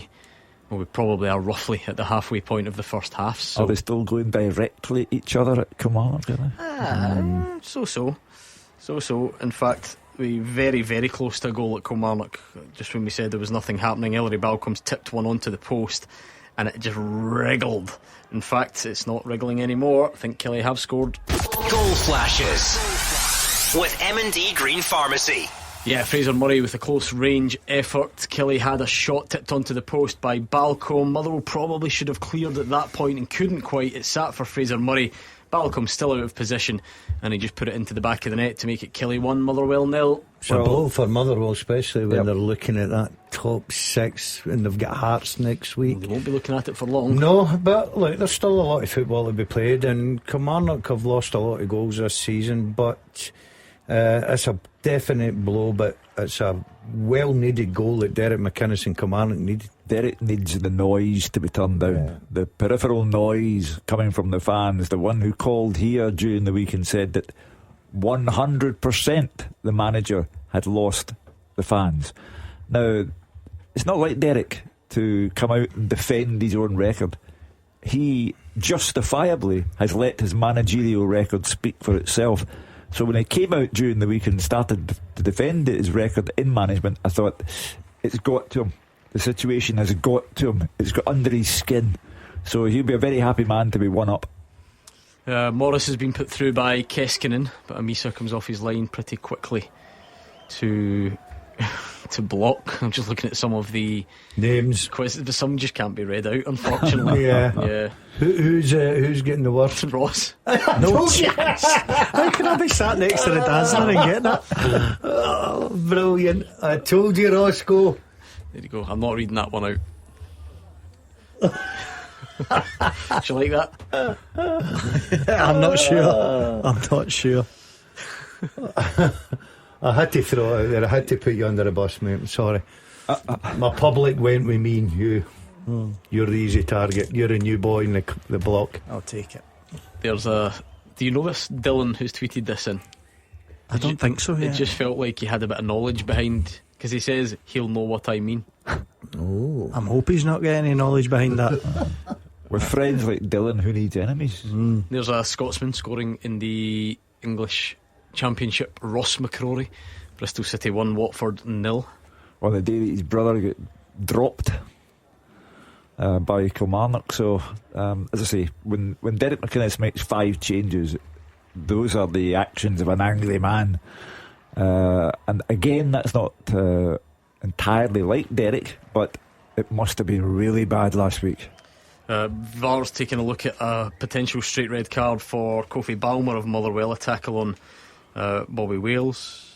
Don't need that when you're a goal down. That could be a real bad start to a football game for Motherwell. Fraser Wishart thought no, but Matthew McDermott is going to go to the monitor, so that could be that for Kofi Balmer. It tends to be when they go over, doesn't it? We've had some high profile ones where referees stick with their decision, but so yeah, it's a strange, the kind of follow through ones you get, like obviously there's a high profile one, Tarkovsky during the week, but Kofi Balmer doesn't slide, he's just standing, he kicks the ball, he stays standing, but his leg does sort of follow through, so he may well be not looking good, is it? It's not looking good. I think once the ref goes to the monitor, he might change his mind. No, I don't know what the stats are, but they usually stick with, don't they? So they usually overturn the original decision, and he's given a straight red card to Kofi Balmer. So Motherwell down to 10, Kelly a goal up, so it's all looking good for Derek McInnes' side. At that point, if you're Michael Vimmer, you think, this is not a day really, is it? You begin to think fatalistically. I'll tell you whose day it could be is Hearts. If the scoreline stay the same, got the chance to clinch top 6 next week. Yeah. Tomorrow, sorry. Well, that's a feather in the cap of Neil Critchley, because his start was a dodgy one, and you thought, they're in, they get rid of Stephen Naismith, brought in Neil Critchley, and he didn't exactly arrive to a fanfare of trumpets. But see Motherwell lose today, right? And they've got Hearts next week, last game before the split, and they do lose that. Are we talking about they're in real trouble? Well, yeah, the points gap would suggest so, yeah. I know there's a few teams below them that have all got to pick up points and win games, but how do you define trouble? Second bottom, playoffs. They're not that. Well, hold on. Dundee are winning today, which puts them up to 34, right? So right now, as it stands, there's 6 points. 6 points between, and they all play each other. And Motherwell aren't in great form just now. That's the thing, when the split comes, that bottom 6 to play each other. They could all beat each other, so if you go on a bad run then. And Motherwell have got Hearts last game. So look, it's a big ask now because the fact that they're down to 10 men, they're down 1-0, they're away from home. I'm not holding out any confidence that they're going to get something out of the game, but all of a sudden you're looking, thinking, top 6, if they could get a result today, Hearts next week. All of a sudden you're looking down the way. And we want to change this league. Kilmarnock will go on to 35 points if they win today, but their next game's Celtic at Celtic Park. Yeah, but I'm saying Motherwell's next game's Hearts. I know, but Kilmarnock get nothing at Celtic Park, are they? So as it stands, if Hearts win tomorrow, then they're in the top 6. That's it, done. Yeah, which I've always thought Hearts were going to be in the top 6. I think Hearts are too good to side not to be in the top 6. I know Hearts and Hibs go off to horrendous starts, but they always had the squad, they always had the players, they've added well, they were always going to come good. Anyway, Peterhead 2, Bonnyrigg Rose 0. That's going the way it should. Top v bottom there in League 2. No more goals to tell you about in the top flight for now, but that one looks like it's going to go very much in Kelly's favour. Motherwell would have to be coming back from a goal down, and they have 10 men going to have to play out the vast majority of this game, 60 plus minutes. Or, if you look on the bright side of life, Motherwell might fight back, at which point the crowd really turn on Derek McInnes and the Kilmarnock players. So all is not lost just because they're down to 10. It's nearly lost. Show your character in it. That's a good chance to show it. Are you actually saying that with any belief in that? No, not a shred. Exactly. Yeah, exactly. It's not going to happen. Are you surprised there's not been more of a response from Rangers? Very, very, because you don't want to go into Athletic Bilbao last 8 Europa League on the back of a home defeat, which is Dessers has had a shot saved there, sorry Hugh, which would be the fifth home defeat in a row. Forget that, it's big for Barry Ferguson, because see if you're out there saying, look, we're not frightened of, I know it wasn't Barry, it was Neil, we're not frightened of a challenge, we would love to take this longer. You've got to win at Ibrox. Barry Ferguson so far has not achieved that. Yeah, it's been a worrying start for Rangers for sure. Not really offered much of a response yet either, which will be disappointing. So still Rangers 0, Hibs 1, that Dylan Levitt goal. And it goes through Jack Butland as well, so I can almost hear the phone calls already.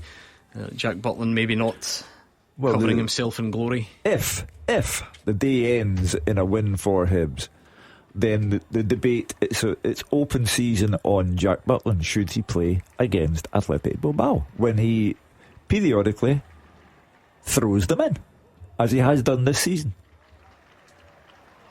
So that's for the callers at 5 o'clock. If Rangers come back and win the game, then it's a characteristic of Barry Ferguson's time as interim manager. They go down, they get there in the end. But that's the problem, isn't it, Gordon? And this is what we've been saying, because we only had such a small sample, and it's good character, but over the course of a season, you can't keep putting yourself in trouble and digging your way out. That's just not. It's never sustainable. No, absolutely. Last week I thought that you look at Dundee, for instance. I think any team that are defensively solid wins that game, probably goes on to win it comfortably. Dundee have lost 67 goals in the campaign so far, so I'll always give you that encouragement that you could come back into it. But you're right, you cannot keep going into every game and giving teams a head start and hoping to come back into it. So far they're getting away with it, but it'll run out sometime. And Thursday night is looming. Do you remember a few weeks ago we sat here and Hibs were 2-0 up at home to Celtic? Yeah. And you said at half time, categorically, Yeah. game's done. So would you be thinking the same if Hibs go 2-0 up at Ibrox? No, because the evidence of Barry Ferguson's time in charge is that they do come back. They didn't against Motherwell. Again, another Jack Butland day of another howler from the goalkeeper. But after last week at Dundee, Rangers 3-1 down with 18 minutes left to play and scored 3 goals. So, that tells you a lot about Dundee and their ability to see out games, yes, but it also tells you that since Barry Ferguson came in, 2-0 down to Kilmarnock on his first game and won 4-2. Egeman fed Dessers there, but Bashiri was sort of with him the whole way, so couldn't quite get the target. Find the target with his shot. He's down holding his face in the box. Cyril Dessers, he's never out of the action for long, whether it is on the receiving end of a... He's a bit theatrical for me. I'll defend him along with the Dazzler. He gets a very high and extreme level of criticism, but he is a bit theatrical and does try to pull the wool over the referee's eyes from time to time. Yeah, every time Gordon's talking about a chance coming from Ibrox, Dessers is involved in it. That's what I like about him. I know that you can argue, well, he misses so many chances. I'm not arguing that point. The fact that he gets himself in the positions and he keeps putting himself in there, then that's what I think a good striker's all about. If they were going to get back into the game, it's either him or Tierney will get them back into this game. But Hibs probably looking now and thinking, you know what, let's try and get to half time here, leading 1-0, and then we'll take it from there. But you're right, Hugh. I think that the one thing Barry Ferguson has installed in Rangers this season since he came in, there's a bit of character. They always come back. They'll score goals, but they will always give you chances. That's the big problem for them. On the one hand, that you could say, well, why do you keep making life difficult for yourselves? But on the other side of the coin, they make a habit of getting out of the difficulties.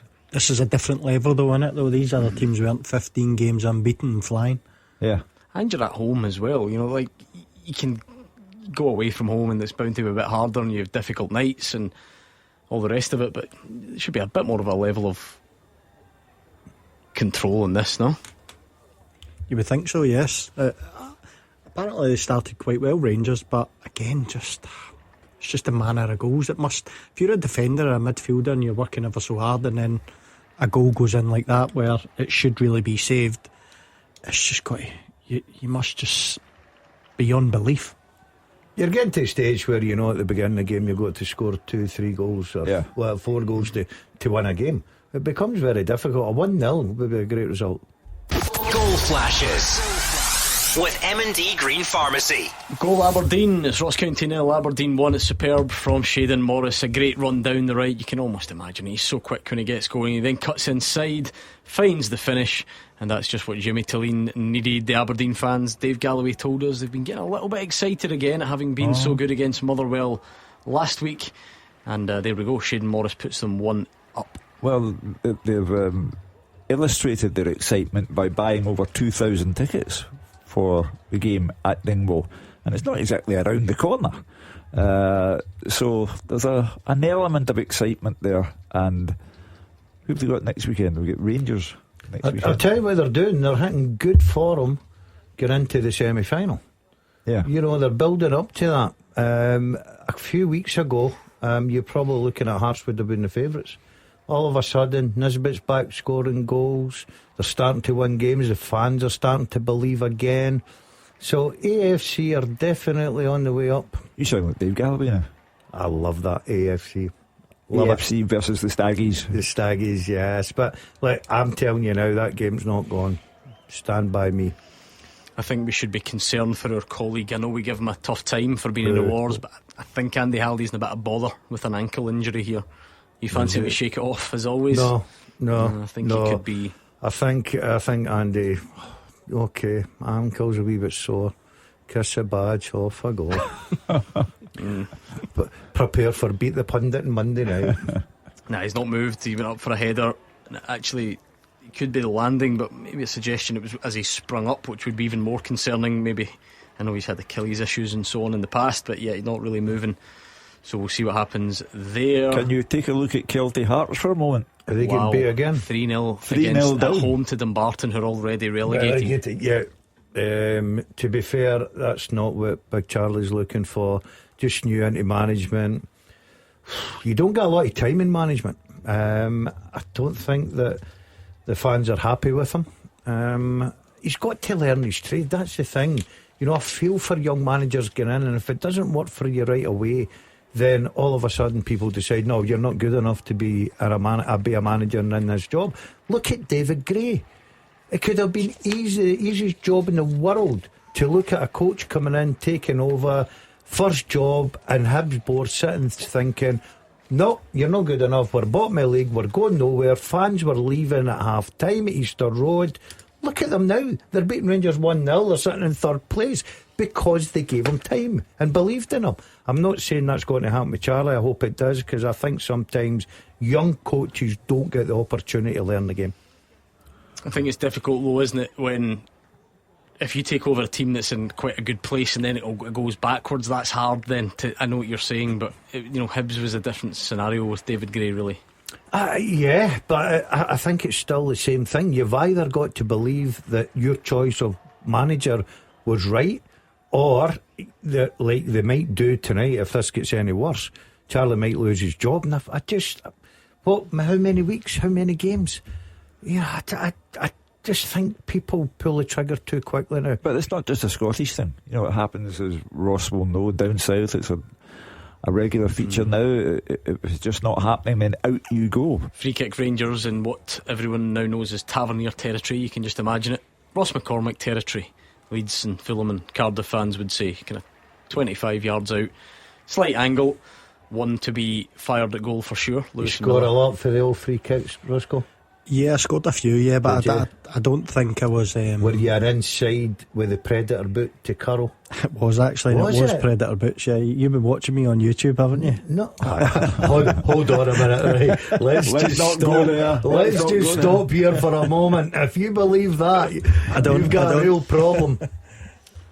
Yeah, clips the top of the net. So nothing doing for Rangers as they look to get themselves back into this. I'm surprised, I have to say. You're looking for a side who are at such an advanced stage in European football to be full of themselves, looking forward to Athletic Bilbao, not trying to get one back against Hibs after your goalie's thrown it in.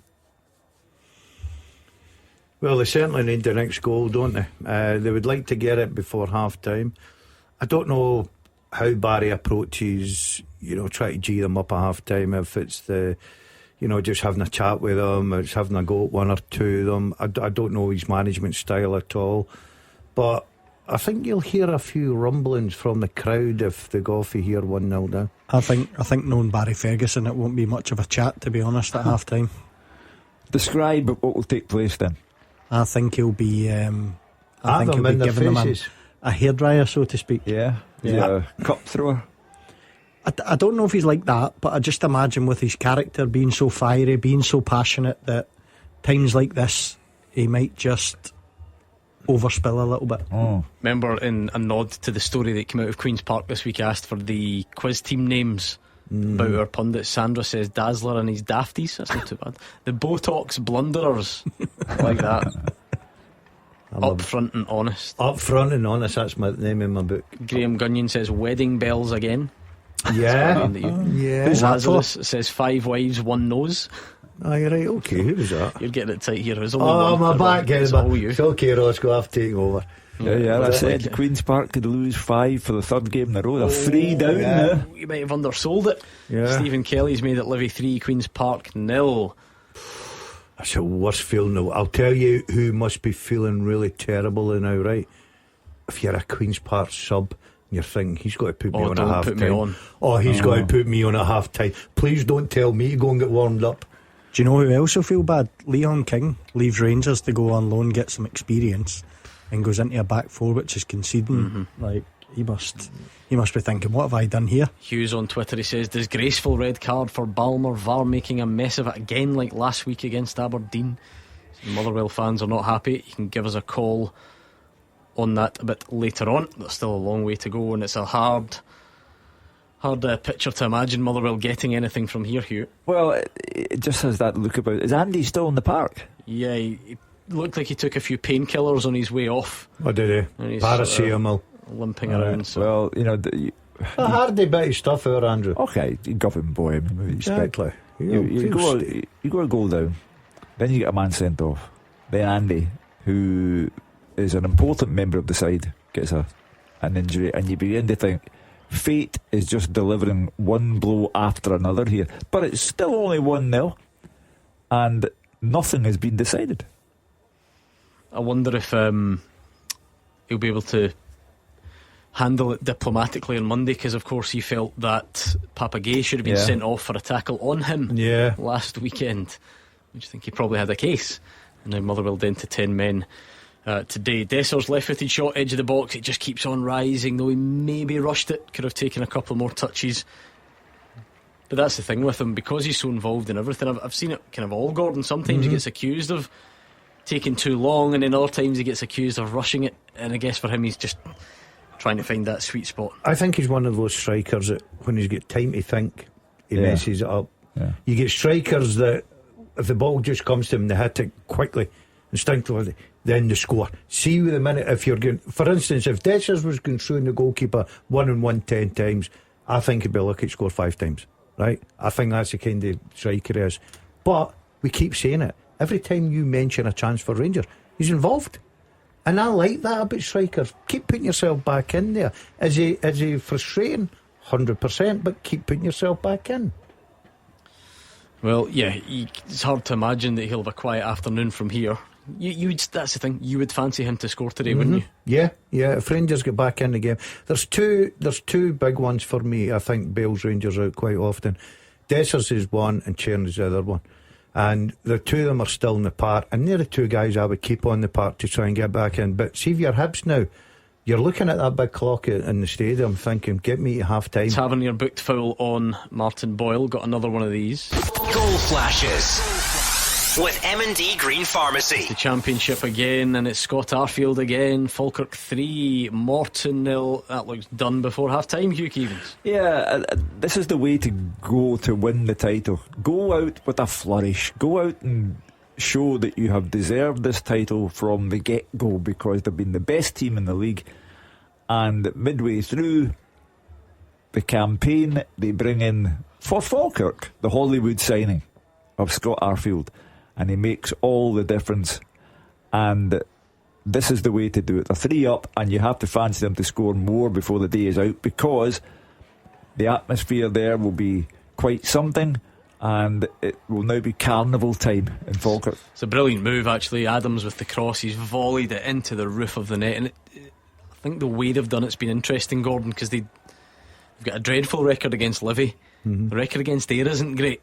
What they've done is just beat everybody else. And like, there are no asterisks at the end of the season. The league table doesn't lie. They've been the best team. They'll win the league, they'll get promoted. So it's not about taking anything away from them, but that's how they've done it, rather than taking loads of head-to-head points against the teams just below them. The thing I like about them is they don't change their style. They play football. They always try and football, even when they're going through a little bad spell.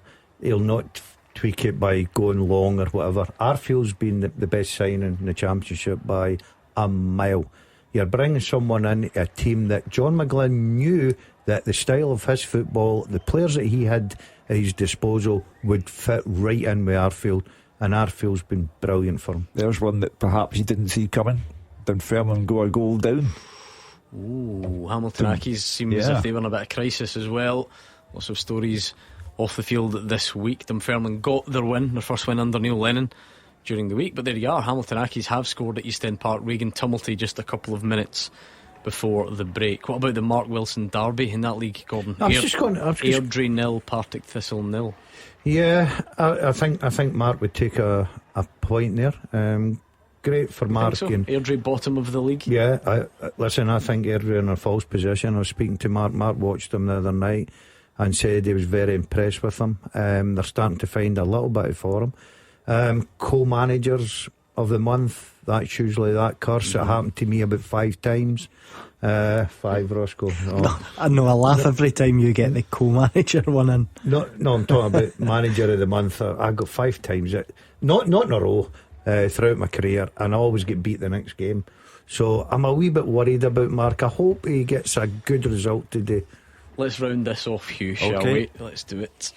The first half teaser with the scottishsun.co.uk/football for the best football news and opinion online.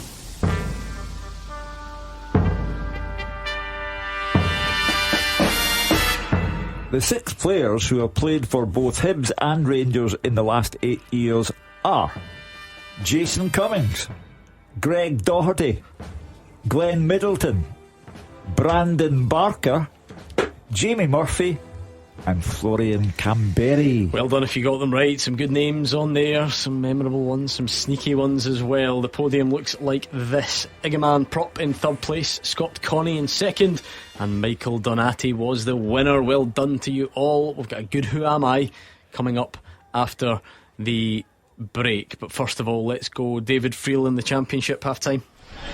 Yeah, Gordon, I could give you a full-time report really. Half-time, Falkirk 3, Morton 0. The points are in the bag for Falkirk. You've got to think Scott Arfield on the verge of a hat-trick. He's got 2. Falkirk continue closing in on the title. Arfield now has over 100 goals in his club career. Really impressive stuff. He's been a standout, but this has been a really good team performance from John McGlynn's side overall. They've been absolutely excellent. Yards ahead of Morton. Play some lovely stuff. Morton keeper Gary Woods was making his first appearance in 3 months. He had to pick the ball out of the net after just 4 minutes. Keelan Adams, such a good player down at right back, broke down the wing, fed Calvin Miller. His low shot was saved by Woods, but the ball rebounded back to Arfield. Right place, right time. His first time volley crashed into the net and made that the 100th goal of his club's career. It gave Falkirk the perfect start. Ethan Ross then had a shot save. Falkirk chased a second. It arrived in 17 minutes. Falkirk keeper Nicky Hogarth claimed an assist. His long ball was pulled out of the sky by Calvin Miller. Morton defence seemed to hesitate, but Miller didn't. He rifled a low shot past the helpless Woods from 16 yards for his 10th goal of the season. Then on the verge of half-time, Keelan Adams again raced down the right, cut back for Arfield, and he volleyed into the roof of the net. Great stuff from Falkirk. Game over, you would think. Half-time, Falkirk 3, Morton 0. Good game for David Friel, particularly if you're a Falkirk fan, of course. What about Dens Park, Roger Hannah? Yeah, Dundee 1, St Mirren 0 at the break. A huge 45 minutes and another huge goal from Simon Murray to take Dundee closer and further away from St Johnstone, closer to the sides above them. It was almost a disastrous start for the home side though. 22 seconds, Mark O'Hara once of Dundee, he was through, and it took a good save from Trevor Carlson to stop the visitors from taking the lead, but Dundee did take the lead in their first attack of note inside 92nd. Jordan McGee making progress from right back. He fed the ball into the box. Sean Adewumi tried to get an effort and goal, but the ball broke beautifully for Murray to steer it across Zach Hemmings and inside the far post. It's his 14th in the league this season, just one behind the Premiership's top scorer Dyson Myra, and he's proving a real thorn on Stephen Robinson's side. He got 2 goals that won the game in Paisley last December. St Mirren, they tried to fight back. Declan John's cross, it was met at the back post after 10 minutes by Killian Phillips' header, well held under the bar by the D goalkeeper Carlson, but then he's soon back on the front foot, trying to get forward, trying to get Murray. He was involved in everything. He's even involved in his own 6-yard box, heading away John's corner after 20 minutes. Indeed, a scale, McGee lost the ball to O'Hara inside his own box, but quickly recovered to clear the ball away for a corner. But they were back attacking again. A really swashbuckling run by Ziad Lafkesh. He surged from deep into the Buddies box, but it was just crowded out just as he tried to pull the trigger in front of Henning. McGee then created space for Scott Tiffany in the right of the box, but his cross had no takers in the middle. And then just before half time, Dundee skipper Joe Shaughnessy, a long throw into the box. It was clear as far as Lafkesh, but he was just too high for a snapshot from the edge of the box. St Mirren, they had the last chance just before the end of added time. The Roland de Doux was stretching but just couldn't reach across from the right from Ryan Alabiosu. St Mirren know if they don't get something from this game, their top 6 ambitions could be ended by a Hearts win over Dundee United at Tynecastle tomorrow. It's a big 45 minutes for the Buddies. Dundee 1, St Mirren 0. Half-time, Ibrox, Andrew McLean. Rangers 0, Hibs 1, the half-time score. Rangers fall behind again. They're losing at Ibrox again, and question marks over Jack Butland again on his 100th appearance for the club. as they trail at the break. Took just 9 minutes for them to go behind. A long throw launched into the Rangers box. It was headed to the edge of the box. There was Dylan Levitt. We know he can strike the ball well. He caught it well, low, hard, but Jack Butland has to do better. It squirmed under him when it looked as if he really should have saved it. 100 goals conceded in 100 games for Jack Butland. After that, Rangers tried to respond, and it pretty much all came through Cyril Dessers. He was saying after that game against Dundee last weekend, where he had 12 shots, that he backs himself to get chances. Plenty for him today so far, none taken. 14 minutes in, Raskin with a lovely flick to play Cyril Dessers in. He was in a good position in the box, but you've seen it from him before. Just took way too long to try and get his shot away. Ended up being crowded out by Hibs defenders. Then it was James Tavernier's turn to play a nice flick into the box for Cyril Dessers. This time he was at a much tighter angle, right side of the goal. Jordan Smith able to divert his strike out for a corner. Then Dessers played in again a few minutes later. It was a nicely weighted pass from Hamza Igaman, who also had the option of Václav Černý over to the right, but he went for Dessers. He had Bashiri for company. Dessers just couldn't quite shrug him off, and his shot was pretty safely wide. The shots kept on coming for him though. A quick breakaway, Connor Barron with a nice pass to Václav Černý. He played it on to Cyril Dessers, edge of the box on his left foot this time, but he just seemed to rush the chance. He had a lot more time than he thought, and he blasted it well over. Frustration ringing around Ibrox when that half-time whistle went, and Jack Butland shaking his head as he ran down the tunnel. The half-time score at Ibrox: Rangers 0, Hibs 1. Half-time at Dingwall, Dave Galloway.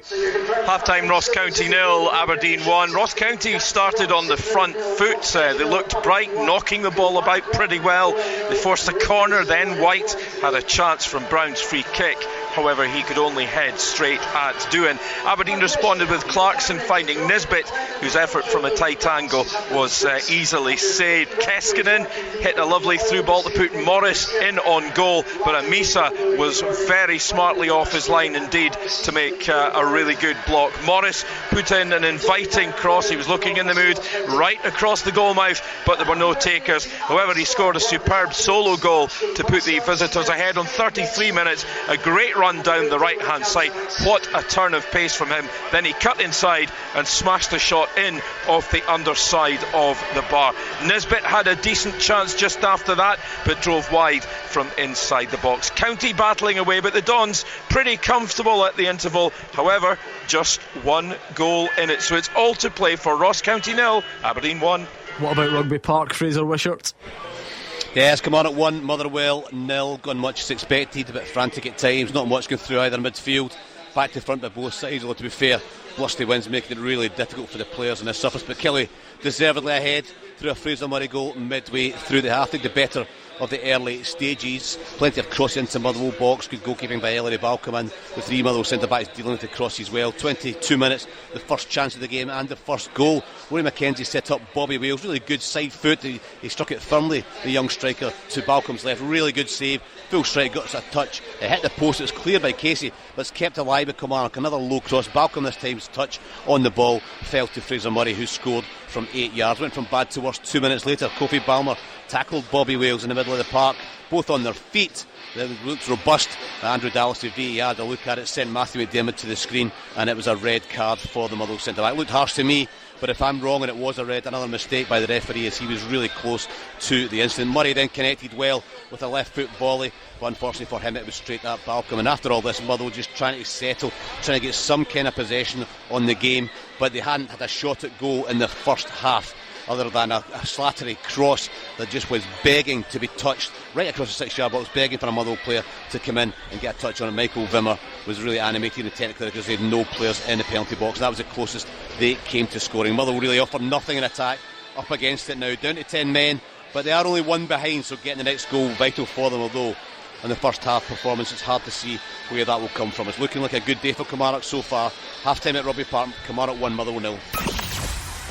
The fastest goals, the experts' opinions. This is Clyde One Super Scoreboard. Half-time scores, starting with the Scottish Premiership then. It's Dundee 1, St Mirren 0, Kilmarnock 1, Motherwell 0, Rangers 0, Hibs 1 and Ross County 0.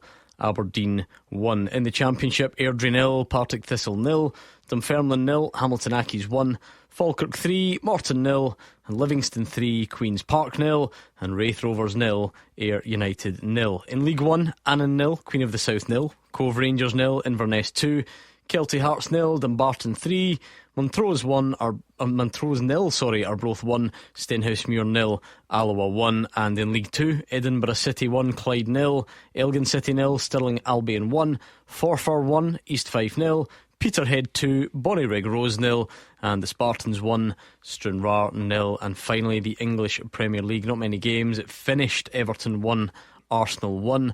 At the break, Palace 1, Brighton 1, Ipswich 1, Wolves 0, and West Ham 0, Bournemouth 1. The second half's are next. The Clyde One Super Scoreboard Podcast with Trywire.com. Save like a world-class keeper. Get a great price on your next car. This one goes out to all you bingo lovers from takeabreakbingo.co.uk. B-I-N-G-O. We're your smash hit home for big winning bingo and weekly quiz nights. Or maybe we'll see you for some free bingo in our exclusive guest list room. Take it away, girls. B-I-N-G-O. Chat and play at takeabreakbingo.co.uk. T's and C's apply. 18 plus. BeGambleWare.org. The longest successful points kick in international rugby history was 70 yards, 8.5 inches. That's nothing. The new Volkswagen ID.7 Tourer has a range of up to 424 miles. That's 746,240 yards. It's got the distance. Volkswagen ID.7 Tourer. Miles better. ID.7 Tourer official test range 358 to 424 miles when fully charged depending on trim. May not reflect real-life driving. The Clyde One Super Scoreboard Podcast with Trywire.com. Kick high prices to the curb. Drive away with huge savings. Scottish football's league leader. This is Clyde One Super Scoreboard. The half-time intervals slowly but surely coming to an end across the country. I think it is still the break at Ibrox. Andrew, any changes in the offing, do we think? I'm not sure. It looks as if there are going to be many, if any. It looks as if the full allocation of outfield substitutes for Rangers have been out there warming up, so I don't imagine Barry Ferguson is going to be making any changes at half-time. The Hibs team just making their way out onto the pitch at the moment as well. You wouldn't imagine that David Gray will be quick to make switches either, but there is just a real frustration around the place from Rangers supporters. At half-time it wasn't quite the level of booing that we've heard previously here, but there certainly were a few here and there around the stadium. Just a real lack of control in this game from Rangers so far, and then they go and concede after 9 minutes. Once again, fingers pointed at Jack Butland, because when Dylan Levin caught that strike, it was a really good strike. He caught it well, but Jack Butland, he was already well positioned. He got down low to his right and it just seemed to squirm straight through him, and he'll be really frustrated with that one, Jack Butland, and so will these Rangers supporters. At the other end, it's that side of Cyril Dessers that we see quite a lot. He may well score in this game, he may well play a big part in this game if Rangers do go on to get a result, but it's just that regular sight of seeing him pass up chances. He's getting frustrated with it as well, but David Gray will be happy. They haven't blown Rangers away, they have given up some chances, but you will do that when you come to Ibrox. But no changes for Hibs. Rangers back out as well, no changes for them either. Nico Raskin standing over the ball, and we're just about to get underway for the second half. Clyde One Super Scoreboard Goal Flashes with M&D Green Pharmacy. Get advice on keeping infections and viruses away when school returns. You're not allowed to change your predictions anyway, but just out of curiosity, do you think Rangers come back and win this? On Barry Ferguson form, yes they do. I'm not so sure. I think they'll come back, and worst would be a draw. I'm not surprised they've not made any substitutions, because everybody looks at Barry. The minute things aren't going right, he changes formation or he changes players. Hibs are leading because of a Jack Butland mistake. They've dominated the possession, so I think Rangers will come back into it. I think it's a tough one. I'm happy to say that if Hibs get the second goal, they won't come back and win. They might get a point, so it depends on the next goal. Yeah, it's maybe not quite as crazy conversation to have, Gordon, if we're trying to rank Rangers' bad performances, but it's not like that Motherwell day. I don't think quite. Hibs have had one shot and it's gone in. It's gone through Jack Butland, but nevertheless, Rangers fans still looking for more. There are two disappointing things to the first half. One was obviously the goalkeeper's mistake. I've had a look at my phone and stuff like that. Their stats, I think they're 70% possession, which is very good in a football game. But I think where the frustration is, I don't think they're creating enough clear-cut chances. I think Dessers has had one or two, and you know what like it is. If he doesn't hit the back of the net, the fans have a little moan at him. But it's all about the response now. But Hibs have got something to hold on to, and they've always got a danger in them going forward as well. Dessers tried to run in behind but went down under pressure from Bashiri, claimed a foul. Airdrie 1, Partick Thistle 0 in the Mark Wilson derby. He's trailing Chris Mockery with the goal. They've not lost yet, Mark Wilson and Brian Graham, have they? The minute you pick up that Manager of the Month, you know the following game you're losing. I'm gutted for him. I just hope that he can find that strength and that tactical situation, that decision. This is where it'll really test him. He will have to make a big decision now. You're trying to take away from him. They've been flying Manager of the Month. I'm not taking away anything. I'm praising him to the heavens. Doesn't sound like it. Well, I've got Airdrie and McCoom and I'm delighted. Please gamble responsibly. It's only £1. I can't wait to hear you two on Tuesday night. Oh, he's not on Tuesday. I don't deal with him on Tuesday. Listen, he come in here big time on Thursday. He didn't even bring his trophy. I told him to bring it in his car. I seen it up in his dashboard, and I'm thinking, here we go again. And with Kelty 0, Dumbarton 4.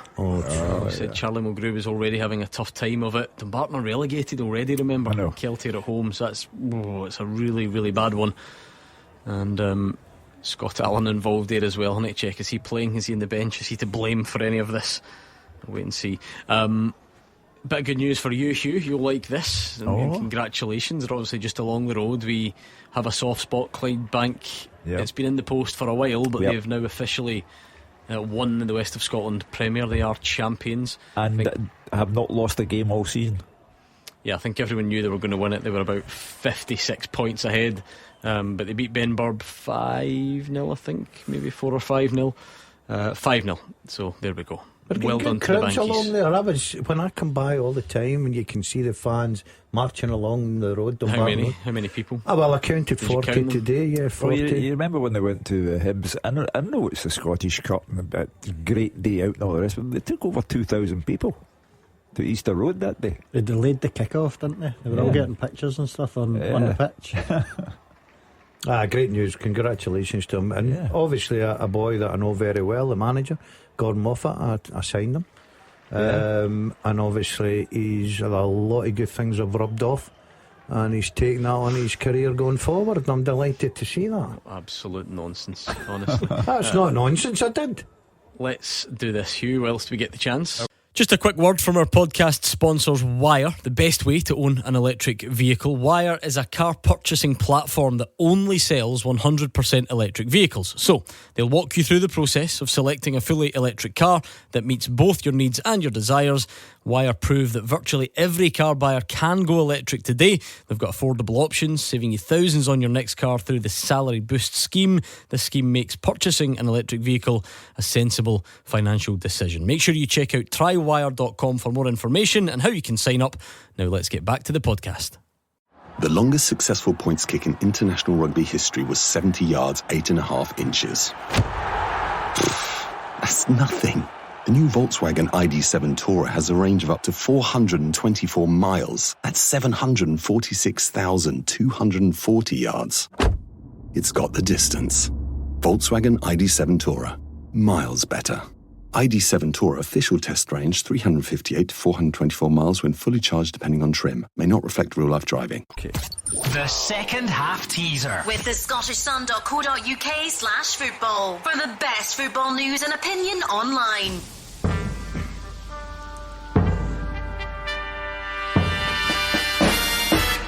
I have played with Gail Bigaramana and Aaron Moy. I have been managed by Neil Lennon and Stuart McCall. and I've won only one major trophy.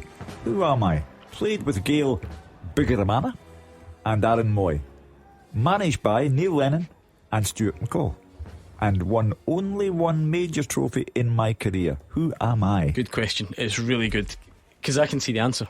And I know it's... Do you know the answer? Yes, obviously. No, I like it. I like it a lot. Get your thinking caps on. Come on. It is a race at Clyde SSB. Let's hear your name. Let's throw all sorts out there. Get as many suggestions in as we can and see what we come up with. There was a red card check for Nicholas Raskin on Nectar Triantis, but doesn't come to anything. Play on, check complete. Falkirk have a free kick. Goal flashes with M&D Green Pharmacy. And Ethan Ross sticks it in the top corner. Falkirk 4, Morton 0. Fair play to him, because Scott Arfield wanted it as well. Ethan Ross said, I'll take that, thank you. Top corner. And if Falkirk weren't out of sight already, they certainly are now. Yeah, they are. And they deserve it. And I look forward to them being in a 12-team Premiership next season. Yes, Gordon, they're absolutely cruising towards it now, aren't they? Yeah, flying. I think the nail was in the coffin when Livingston lost midweek, and Dave Martindale and everyone knew that. They've been the best team. Let's not be kidded here. I think it was Jim Duffy made a great prediction at the beginning of the season. By the way, yeah, what about that? Yeah, back to back. Before a ball was kicked, he said yes, they would get double promotion. Duff will be getting his car and going and picking them up and bring them to the studio as a guest. I think if John McGlynn is such a fan of Super Scoreboard, it would only be courtesy to invite John McGlynn into the studio. Oh, good point. We could do that when they've wrapped up the league. I'm sure producer John in here wouldn't mind that. Oh, he'll drive him. It's no and drive him home. It's no driving I'm worried about, I must admit. We'll try and keep him apart. He'll be a manager of the year contender, won't he? Oh yeah, yeah. Did he win something last year? Was it last year? When he's won that before, hasn't he? John McGlynn's won that before. Am I correct in saying that? Yes, I think. Has he won right. the Writers or he won Fraser's? I think he did win it last year, did he not? Big news, Hugh. I know you've not been invited, no, obviously. Snubbed. Obviously, Fraser waiting to count the people that cancel, and if he can sneak you in at the last moment, you're there. But the important, the A-listers invitations are already out there. How did you get an invite when you blew him off for Take That last year? That. Was it Take That or Wesley? I can't remember. Take That you went to see instead of going. You still got another invite.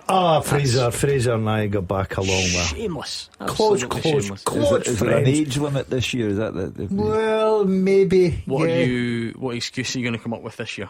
I don't know. Walking the budgie. I don't know. I'll get something. Walking the budgie. Goal flashes with M&D Green Pharmacy. Kilmarnock 2, Motherwell 0, and it's Joe Wright. It's just a corner. It's to the back post. He's a big laddie, as they say, and he heads it back across goal over everyone and into the far corner. Motherwell down to 10 men already, and this looks like a long afternoon. Right for Kilmarnock, wrong for Motherwell, and you can't really see 10 men coming back to get anything, not even a draw. So Derek McInnes has achieved what he set out to do. He's quieting down the noise. Interesting if we get a call after 5 from a Killie fan who was there. So does this make everything alright again? How good was it? Or are they still of a mind that it's time to change manager? I think the most important thing was for everyone concerned, Kilmarnock, go back to winning ways, get themselves a little bit of breathing space. I know Dundee are winning as well. That just brings, and Ross County losing, Motherwell losing, that just brings it all together. It's going to be a really exciting finish to the season. Yeah, Motherwell have brought Jer Tavares on, with no disrespect to him. I'm not sure that will make any of the Motherwell fans too excited about the thought of a comeback. I think that looks well gone now. Hoylett's cut into his right and fired over the bar for Hibs. Yeah, very surprising what's going on at Ibrox. You look at the overall body of work that Barry Ferguson, Neil McCann, Billy Dodds, Alan McGregor have presented since they came in on an interim management basis, and it's a peculiar story. A peculiar story of dodgy defending, dodgy goalkeeper. the occasional fight back. And see, just sorry on that, we're talking about the bottom of the table being tight. Earlier on, I think one of you got it wrong. Did you not say that would be 6 points between Motherwell and Dundee as things stand? Who said that? I think it was Ross, if it's wrong. Nah, it wasn't Ross, it was one of you. It's 4 points, isn't it? 4. Yeah, sorry, it was me. I'll own up to that one. I'll take that one. Only 4 points between the sides now. And as I say, before the split, Motherwell play Hearts, and Hearts are a real decent side. So that's why I'm with Hugh and most of the guys that, yeah, you can see the point of getting a couple more teams in there, because if you look at that league, the Championship, there are teams in there that'll bring good numbers, good support, good players, full time, everything about it. But I just feel that we've got a good product. We're excited. We're looking forward to this weekend. We're looking forward to the next weekend before the split, and everything works well for us as far as I'm concerned. You get Falkirk, big crowds, good football, good manager. You could also get Livingston or Ayr United by virtue of the playoff system. So you do get the possibility of 2 out of the Championship coming up. So that, as I say, for me, the system works well and brings in crowds. St Mirren are playing better. They brought on some subs a while ago. I should have told you about them, but we were in the midst of something. Olasanya came on for Idowu, Tanzer came on for Alabiosu at the break, and it has sparked a bit of an upturn from St Mirren, but they do still trail by that very early 0-0. Well, Simon Murray. I like Olasanya. I think he could play at a higher level, and he's a one-man SWAT team. He's terrorised Celtic and Rangers this season. Scored against Rangers in another one of their off days at Ibrox. So Olasanya, I'd look out for him. I still think there are goals there. Yeah. Dundee need the next one, because they really do ship goals for fun. I think if Tony Dock won 1-0, I don't think the 3 points would please him as much as a clean sheet would please him. It's not going to finish 1-0. I go back to my predictions. I've took Dundee to beat St Mirren, so if that's anything to go by, St Mirren are going to come back into it. Welcome to my world. Yeah. you're not filling the people out there with a lot of confidence with that sort of a negativity there. The stats back it up. How's the teaser looking, Hugh? Okay, very simple question. I have played with Gail Bigiramana and Darren Moy.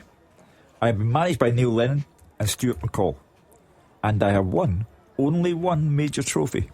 Who am I? Throw as many names in as you can. Kenneth Thompson thinks it's Chris Cadden. Nope. Matthew Breckenridge thinks it's Yusuf Malumbu. And it's not. Jack thinks it's David Turnbull. Nope. That's what I went for. Keep your guesses coming. He's too late to be managed by... he's too young to be managed by Stuart McCall at Motherwell. Is that what you were thinking? Yeah. No, you're off there. Stuart McCall left Motherwell 10 years ago. Where else is he? Bradford, Stuart McCall. Bradford, yeah.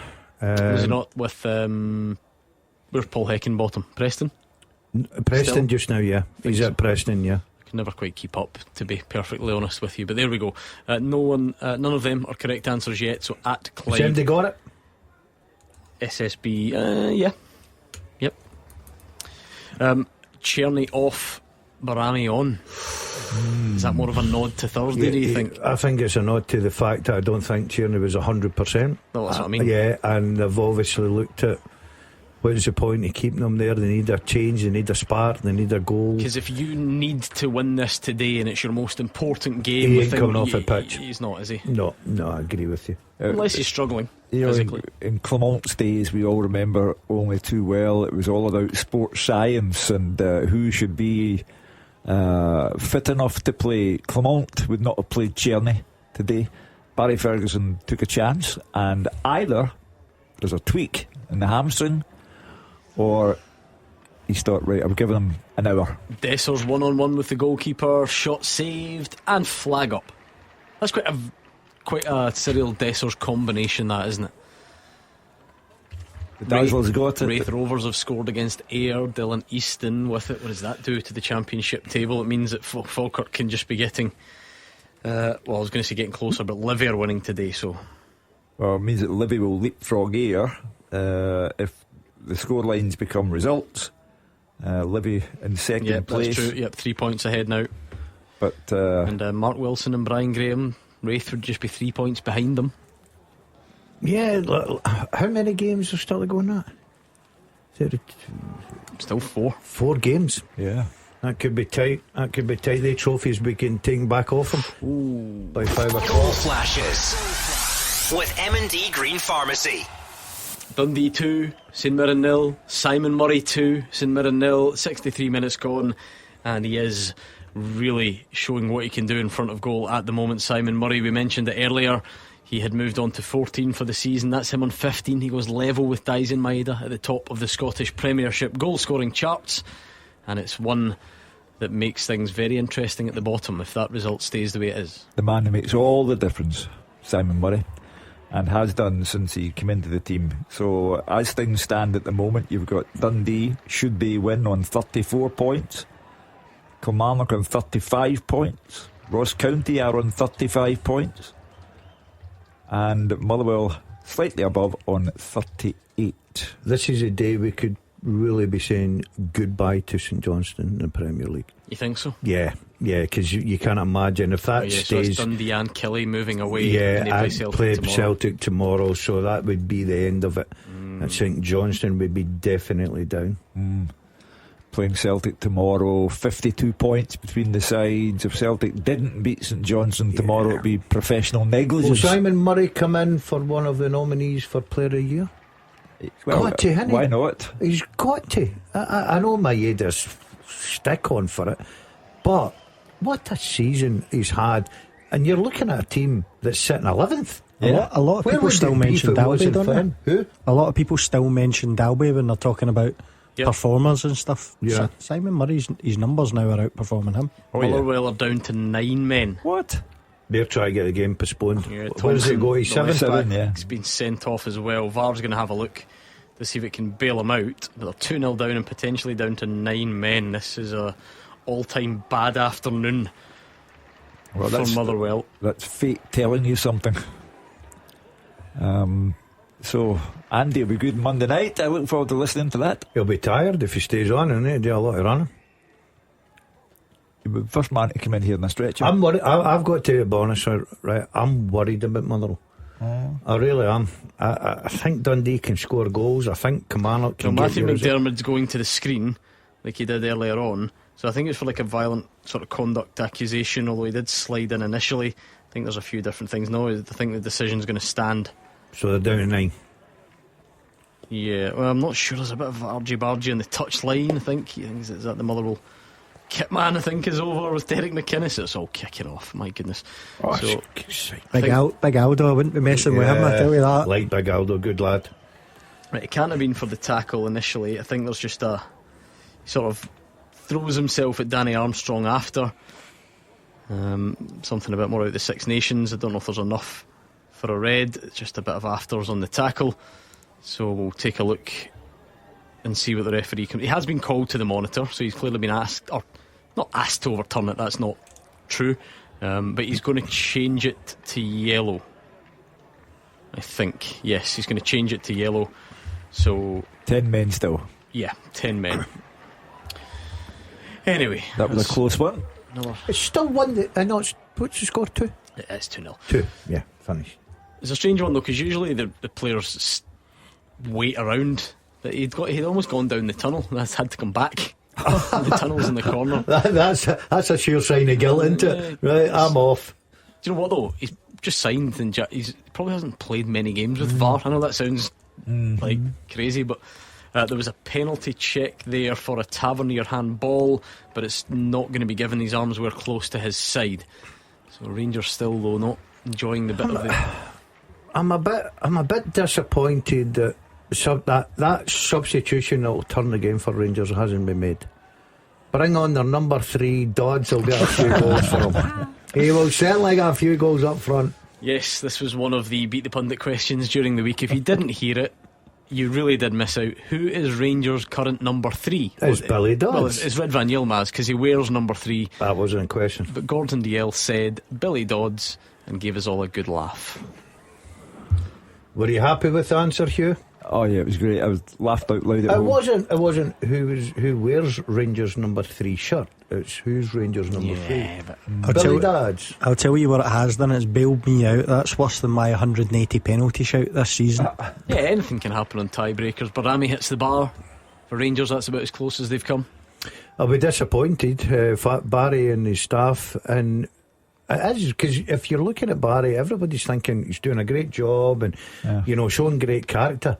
He's not won at Ibrox yet.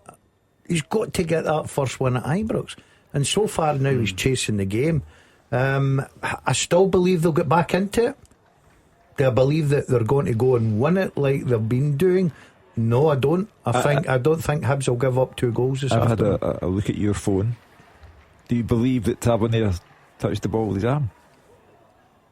I think the suggestion is, Andrew McLean gave us quite a good update on it, is that it definitely hits his arm, but the arm's by the side. But interesting to see what David Gray says on it, because the ball travels a long way and it bounces in front of him. But I think, we talk about the arm having to be outstretched for it to be given, so it's probably what gets him off with it. My biggest worry there was when you said you had a look at my phone. I thought, Scott Arfield is off. Gordon Dalziel will be no hat-trick for your man. Are you okay with that? I'm delighted with that.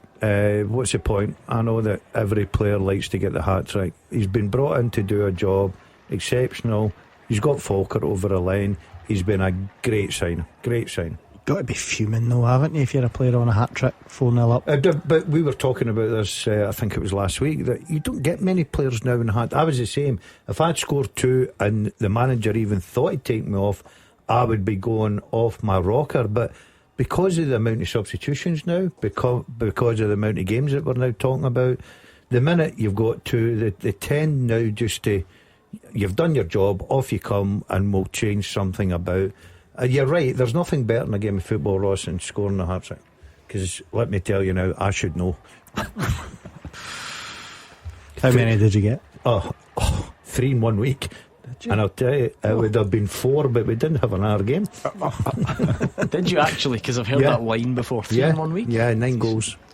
How many hat-tricks for you, Ross? 4. One of them was 4. Nice. So, against? Charlton away. Who were the other? Testing them. Mate, this is your life. Make them up. Man United. One was the Derby game, home to Huddersfield for Leeds.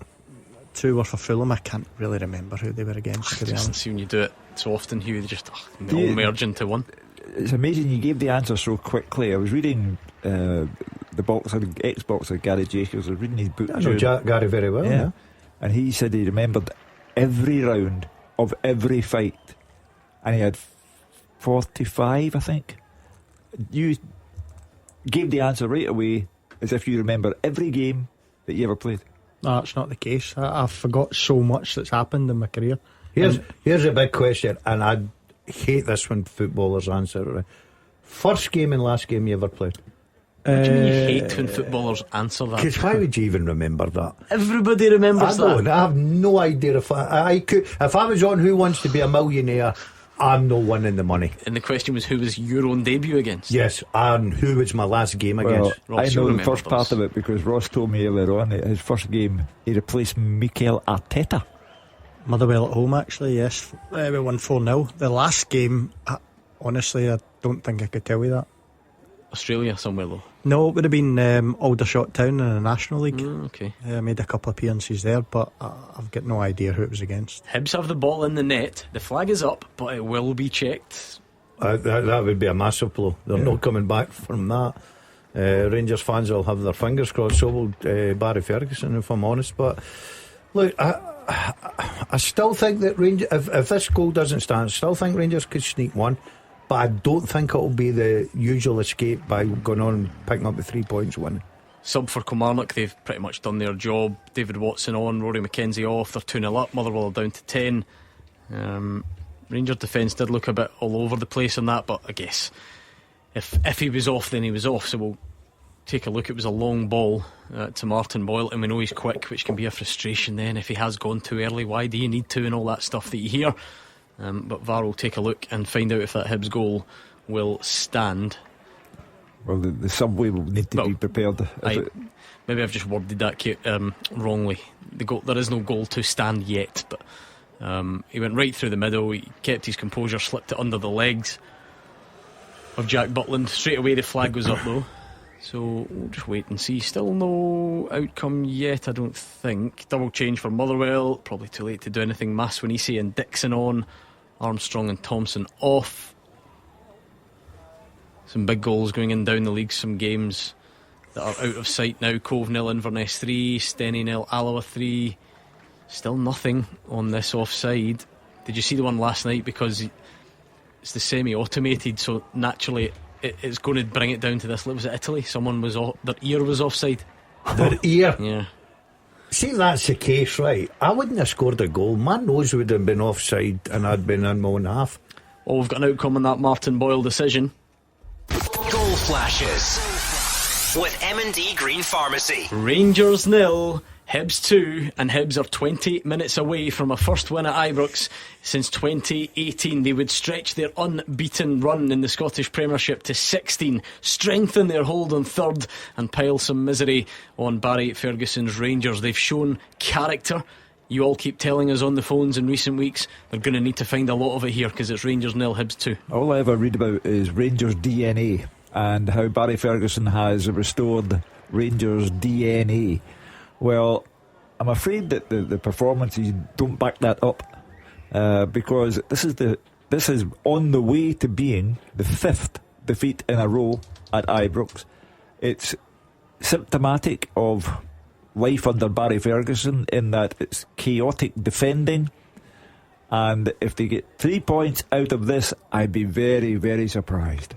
Yeah, they can't keep giving themselves a mountain to climb and keep thinking they're going to bail themselves out. It's not happening. My big concern, if I was Barry right now, is Rangers give you goals. They give up goals too easily for me. That's going to happen again, that long ball. This is set up for Martin Boyle on the counter-attack if Rangers start pushing. We'll see that again in this game. The beauty of VAR, you get 2 celebrations. The Hibs fans were ecstatic, then quiet, now ecstatic again. 2 celebrations for 1, 2 goals to 0. Yeah, absolutely. It's turning into a famous day for Hibs. It was probably... Martin Boyle was almost in his own half. Obviously he can't be offside there, but I think there was a foot or a knee or whatever you want to call it just inside the Rangers half. But similarly, I think Dujon Sterling was probably just about playing him onside. He tried his best to get back, but Martin Boyle, who again he personally is having a brilliant season as well, that's him up to 11 league goals for the season. He's been a real beneficiary of this change, playing as that sort of striker now more, Gordon, because people kept saying that Martin Boyle is finished. He's now 17 in all competitions in the season. I think you're right. I think a lot of people wrote him off. Thought he was at his end of his career. He wasn't going to contribute. Hibs are down the bottom of the league, and then all of a sudden, goals change absolutely everything.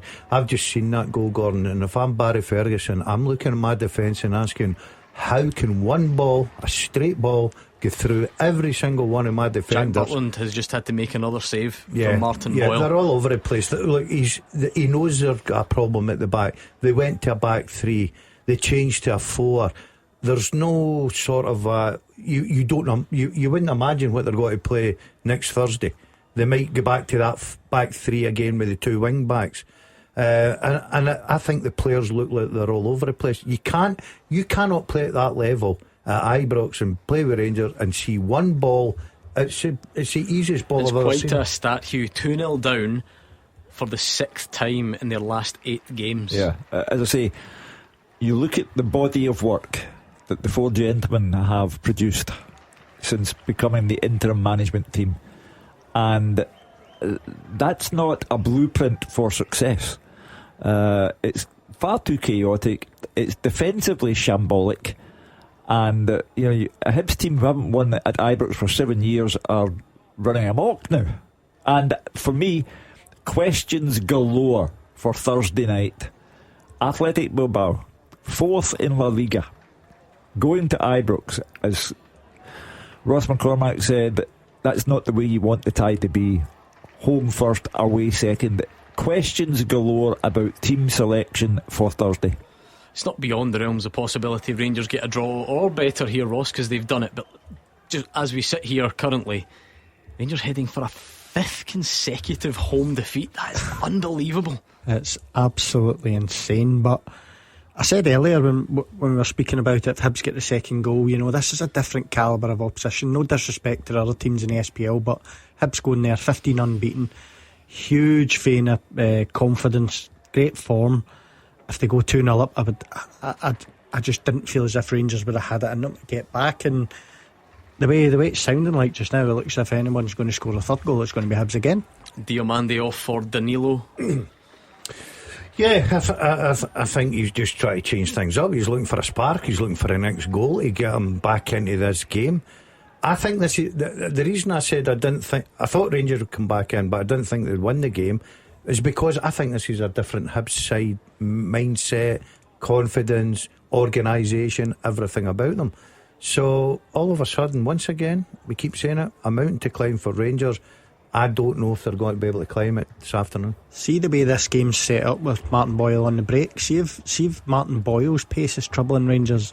Athletic Bilbao on Thursday night have got two brothers, the Williams brothers, who are absolutely electric. They will fancy this on Thursday night if they watch this game back. Goal in the Championship. Goal flashes with M&D Green Pharmacy. Falkirk 5, Morton 0, Barney Stewart with the header, and they're doing this in some style. Knowing Dougie Imrie as we do, I don't think he'll be taking this too well. I know Dougie very well, and he will touchline. not be. And is Kelty in real trouble now, isn't he? Yeah, Kelty 0, Dumbarton 5. Yeah, and just in case anybody wants to know, Nick Rocket has won this Aintree Grand National. Thanks. I'd honestly forgotten. I feel disappointed myself. We usually bring you that every year on do you this know show. I feel really disappointed because I bet numbers or names. My daughter's name's Nicola, Nick, and you're a rocket, and I'm a rocket. So Nick and Rocket went hand in hand, and I can't believe I've missed out on it. There you go. Congratulations to those of you who gambled responsibly and were successful. Not you. You weren't on that one, no. No, I'm not really. That's not my. If there was a wee sweep or I was putting £1 or something on, I would have went with a name, and brilliant. And my daughter texts me to say she's very happy tonight that her dad's a rocket, and I named her Nick. So I got something right this afternoon. Wasn't number 3, was it? Was it? That's your favourite number, yes. Sorry. And you having a go at me? Oh, right, okay. 180 penalties. Gatrumbis for Slattery. Motherwell just now sort of making changes for the sake of it. I don't think anything will change in that one. Kelly 2 up. Motherwell have been down to 10 men for quite some time. That'll be that to you, that game, won't it? I think we've seen that for a while. Yeah, I think I'm looking down the card. I cannot see Rangers get anything out of this game now. Motherwell will get nothing out of the game at Kilmarnock, 2 down, same as Rangers. St Mirren will get nothing out of Dundee, 2 down, same as Rangers and Kilmarnock. Aberdeen, well, they're only 1 up, and therefore there's room for doubt, but I don't think so. I think we're done for the day in terms of who wins. Hibs will win at Ibrox, Kilmarnock will win at home, as will Dundee, and Aberdeen will win away from home, so pick the bones out of that. Is Aberdeen still 1? Sorry. Yeah, still 1, yeah. Don't write Ross County are a really funny side. But that's the only ground where there's any dubiety for me. Yeah, a bit of drama to come. I just think the big story of the day is obviously another Rangers defeat at home, another major blunder by the goalkeeper, and what about team selection for Thursday against Athletic Bilbao on a night when John Souttar can't play because he's suspended, but John Souttar was also part of the Rangers defence today that have been and last week, that have been taken apart. It's worth. I just want to keep reminding you, I don't always give you League One results, but just for a bit of context, Dumbarton were the first team in Britain to be relegated, and they're now 6-0 up at Kelty Hearts. Yeah, I said earlier that I hate to see young managers just in their first job, just getting in the door. You don't survive results like that. No. Especially at home. against a team, you're right, it's relegated, are probably just going there and playing with the freedom that they want to play with. But that is an absolute nightmare for Charlie. Sometimes you have to take matters in isolation, and 6-0 at home to a team already relegated, and given the state that Dumbarton Football Club are in, their very existence is a matter for conjecture. That result, well, it's not yet a result, it could get worse, but 6-0 at home, a defeat of that magnitude is the watershed moment. This might sum up Motherwell's day. The game's been held up because Ellery Balcomb's gone into the dressing room to find a spare glove. A spare glove? Or he's just using that as an excuse and he's had to go and, yeah, just go to the bathroom. Yeah, well, I would probably say it's the latter there. I'm starting to worry about Motherwell. I really am. I liked when the new manager came in. I liked the approach. I liked going to Ibrox and he gets the result and you're thinking, oh, this is something different. We've heard that he's changed training to 3 o'clock like kick-off times. I think only the day before a game, I think. Yeah, I still think that's the biggest nonsense I've ever heard in my life. Somebody will need to sit down and explain that to me. I think that's been done before. I think it was Lee Clark at Kilmarnock that he would train at 3 o'clock every day, and then if it was a 7:30 kick-off, he would train the night before 7:30. And I can't grasp that. Let's hear it for the Maryhill Mourinho. Is he get back in yet? 1-1. Yes, Sergi 1, Partick Thistle 1, Ben Stanway with the goal in 83 minutes. Why are you so disappointed? That is your friend. That's your best friend in the world. I am over the moon for him. And do you know something? They're putting themselves in the position to get that permanently, which would be brilliant. If we can just get Ross a job. You know what I mean? It'd be a good Saturday, mate. If I had a ticket for the players due at the end of the season, exactly, yeah. I'd see if Mark Wilson was a contender, but I don't have an invite to exactly. Fraser's not listening, he's not interested. By the way, do you know something? It got to him because I come in, I knew. I went, oh, have you got your... He's right here at the computer. I went, get me your junk mail. I'm in my junk mail. You like early nights these days anyway, not a problem. Another dabble on your teaser, please. I have played with Gail Bigiramana and Aaron Moy. I have been managed by Neil Lennon and Stuart McCall, and I've won only one major trophy in my career. Who am I? Okay, there were a lot of wrong answers I was going to read to you. Now they've disappeared. That's not ideal. I can't see what the answers were because they were all there a moment ago. Do you like the pronunciation, Daz? Bigiramana. Gail Bigiramana. Yeah, that was the one Mark struggled. Remember that day when he was sitting at Fir Park and didn't realise his mic was on and he was practising before he read out the teams. It was the most funniest 5 minutes ever. Greg Gardens wants to go for Tony Watt. No. Lyle Watson wants to go for Scott Allen. No. Okay, we'll round it off in, what are we saying, 5 minutes time or so before the booing starts at Ibrox. Do you think they will be booing? Oh yeah. Why not? Why wouldn't they be? Is it? No, I was listening to Andrew. I thought there'd have been a wee bit more, you know. I mean, those who are still there, I assume many people have gone to the subway or the car park. But why wouldn't they be booing? I think there probably does become a sort of apathy bit, doesn't it? Because they still they like Barry Ferguson in terms of who he is. Yeah. They know it doesn't make any difference to the league. The season's been that bad that this doesn't even really matter. I'm not saying they'll be happy, but in terms of that, like, furious rage, do you think that it doesn't really qualify? I think they'll be concerned because of the imminent arrival of Athletic Bilbao. But no matter who you are, no matter the stellar career that you've had at Rangers, you can't go on losing games. No, of course not. But what I mean is the circumstances for like the sad thing for Rangers is the angry bit's kind of gone. That's how bad this season's been. It becomes there's apathetic. I think what Barry, to be fair, gave them was a bit of hope. I think we had someone on this show saying that Rangers will not lose in our league game until the end of the season, so they were given hope, and you're thinking, what evidence do you back that up with? Because this team, they're weak at times. Yeah. I know they've showed great character in the last few weeks coming back, but overall as a team they're weak, and they've come up against a side full of confidence, doing very well organised, and they've gave themselves, once again another hurdle, and it's not happened for them because this team's too well organised. David Gray's got them playing for each other. There's a lot of confidence in the Hibs team. This is a real disappointing afternoon. Are you surprised that the likes of Hadji, for example, hasn't been brought on here to see if he can make any difference whatsoever? Well, I don't know. That's up to Barry. But I think he's lost the hunger, the appetite as well. I think he's a good player. I think they need to get to the end of the season. Because he knows he's off at the end of the season. Does this tell you? I wonder. Here's one, and Gordon talks about fans will stay there because of Barry Ferguson and what he was to the club.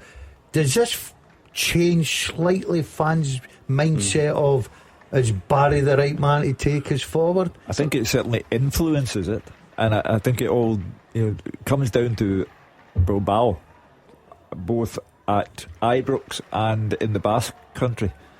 It's also another game at Ibrox that they haven't won. Yeah. It's, if you examine it, I mean, Celtic at Perth tomorrow will go 16 points clear of Rangers. I mean, you're losing the league. Not just losing the league, you're not even particularly involved in the outcome. It's Celtic's. As I say, if Celtic don't win tomorrow, it would be professional negligence on their part, and they will win. But Rangers, you have to examine the whole picture here, and that includes the interim manager's position. Rangers look a team right now to me, Hugh, that go out on the pitch with the attitude of, we'll try and outscore you. You know what I mean? They'll not go out and say, do you know what, we're making sure we're getting a clean sheet and we're going to win 1-0, or we're going to... They look at, we're going to lose goals, we're going to try and outscore you this afternoon. And it's worked for them. Let's be honest, it's worked for them. But as I say, they've come up against a different animal this afternoon, and a team that's probably flying, playing at the top of their confidence. As I say, well organised as well. So, unless something dramatic happens, you can't see them getting anything out of this game. So that speeds things up, does it? If Celtic win tomorrow, they can win the league next week. Yeah.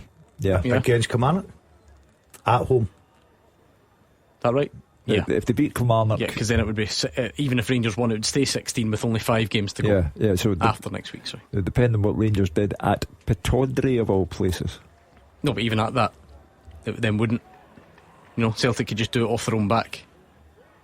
Let me count that. So it's 16 points if Celtic win tomorrow. Yep. And then if they both win next week, it stays 16 points. Yeah, that's There's only 5 games left. You can only amass 15 in that time. So unless I've got that wrong, somebody point it out. It's not impossible. My number crunching isn't what it perhaps should be. Full-time whistles are going down the divisions, Hugh, which tells me we should probably do this. Okay. The second half teaser with the scottishsun.co.uk/football for the best football news and opinion online.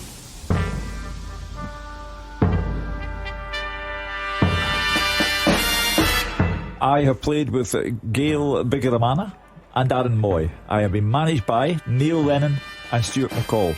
And I won only one major trophy in my career. Who am I? I am Darren McGregor. Darren McGregor, well done if you got it right. It was Jamie Dock in third place, Chris Mick in second, and Scott Connie is the winner. Ashamed of Gordon Dalziel. He's got a big smile on his face. And that's because Airdrie have scored to go 2-1 up against Partick Thistle in the last minute. You should be ashamed. I'm devastated. It's either smile or cry, and I don't want to flood the studio with tears. What a week Airdrie have had. And what that does to the championship table is it makes it very, very interesting at the bottom. You think of when everyone said that Airdrie were absolutely gone. If you look at that table currently in the Scottish Championship, you go down the bottom, you will find they are 3 points behind Dunfermline. Yeah. Is the Hamilton still winning? Yes. It's going to be very tight, doesn't it? Do you know something? To be fair to Mark, he did say that he was very impressed with Airdrie. He thought that they were in a false position. They're certain to show that, gather a bit of momentum. Igaman and Dessers off, Hadji and Curtis on for Rangers. I do take the Dazzler's point that Hadji's mind is possibly away from Ibrox now and in another country to play his football next season. But he's still a player, and to bring him on with a couple of minutes to go and you're 2 down, not a bit late in the day. The only plus for me is if you're a player and you're on an appearance money. I'm sprinting on. You've been there, Roscoe, haven't we? Have you? Oh, see, the minute you're on an appearance, get me on. Yeah, I think it's just sort of gone almost. Rangers starting to feel you would, if you take Gigaman and Dessers off, that's because they've had every chance you can give them today to get a goal. Yeah, you can't ask for any more if you're a full time in our championship game at Falkirk. David Friel. Full time, Gordon. Falkirk 5, Morton 0. Falkirk are going to be champions. They played like champions. A 5-goal cruise against Morton. Scott Arfield scored twice. John McGlynn's men throughout showed their quality. A really one-sided match. Falkirk manager's only complaint might be that they didn't score as many as they could have, but they stayed 8 points clear of Livingston with just 4 games left. It looks like a matter of time before they win that title. Scott Arfield was outstanding throughout. Didn't get his hat-trick. He did get 2. Opened the scoring after just 4 minutes. Gary Wood saved a low shot from Calvin Miller, but Arfield volleyed in the rebound for his 100th goal of his club career. 17 minutes on the clock, it was 2-0. Nicky Hogarth's long free kick was brought down by Calvin Miller. He buried a low shot into the bottom corner. Falkirk played with swagger throughout, some really nice football, and the third came on the stroke of half time. Keelan Adams raced down the right and crossed for Arfield, who volleyed into the roof of the net. 54 minutes, it was 4-0. Ethan Ross took free kick duties, and it was the best goal of the match. He curled it into the top corner. Falkirk chased more goals. They created 5 or 6 really good chances after that, and they only had to do with one more. Sub Barney Stewart added the 5th with a clinical header after good work from fellow sub Ross McKeever. The Falkirk fans were chanting about being champions way before the end, and they will be soon. Full time, Falkirk 5, Morton 0. Well done to Falkirk, closing in on that championship title and a place in next season's Scottish Premiership. The difference in a league when you don't have VAR, because we're still 7 minutes away from full time at Ibrox. We're 7 minutes away from full time at Rugby Park as well, and maybe down to a couple of minutes left in Dingwall. I suspect we will go there first. It looks like Dingwall will be next up. I've not heard much from Dens Park either. Dundee doing a very professional job on St Mirren today. 2-0 up, a goal early in the first half, then one in the second. Minimum fuss really for Dundee, and it looks like it will end that way as well. We've given you the full-time teaser. Well done for all of you who got Darren McGregor.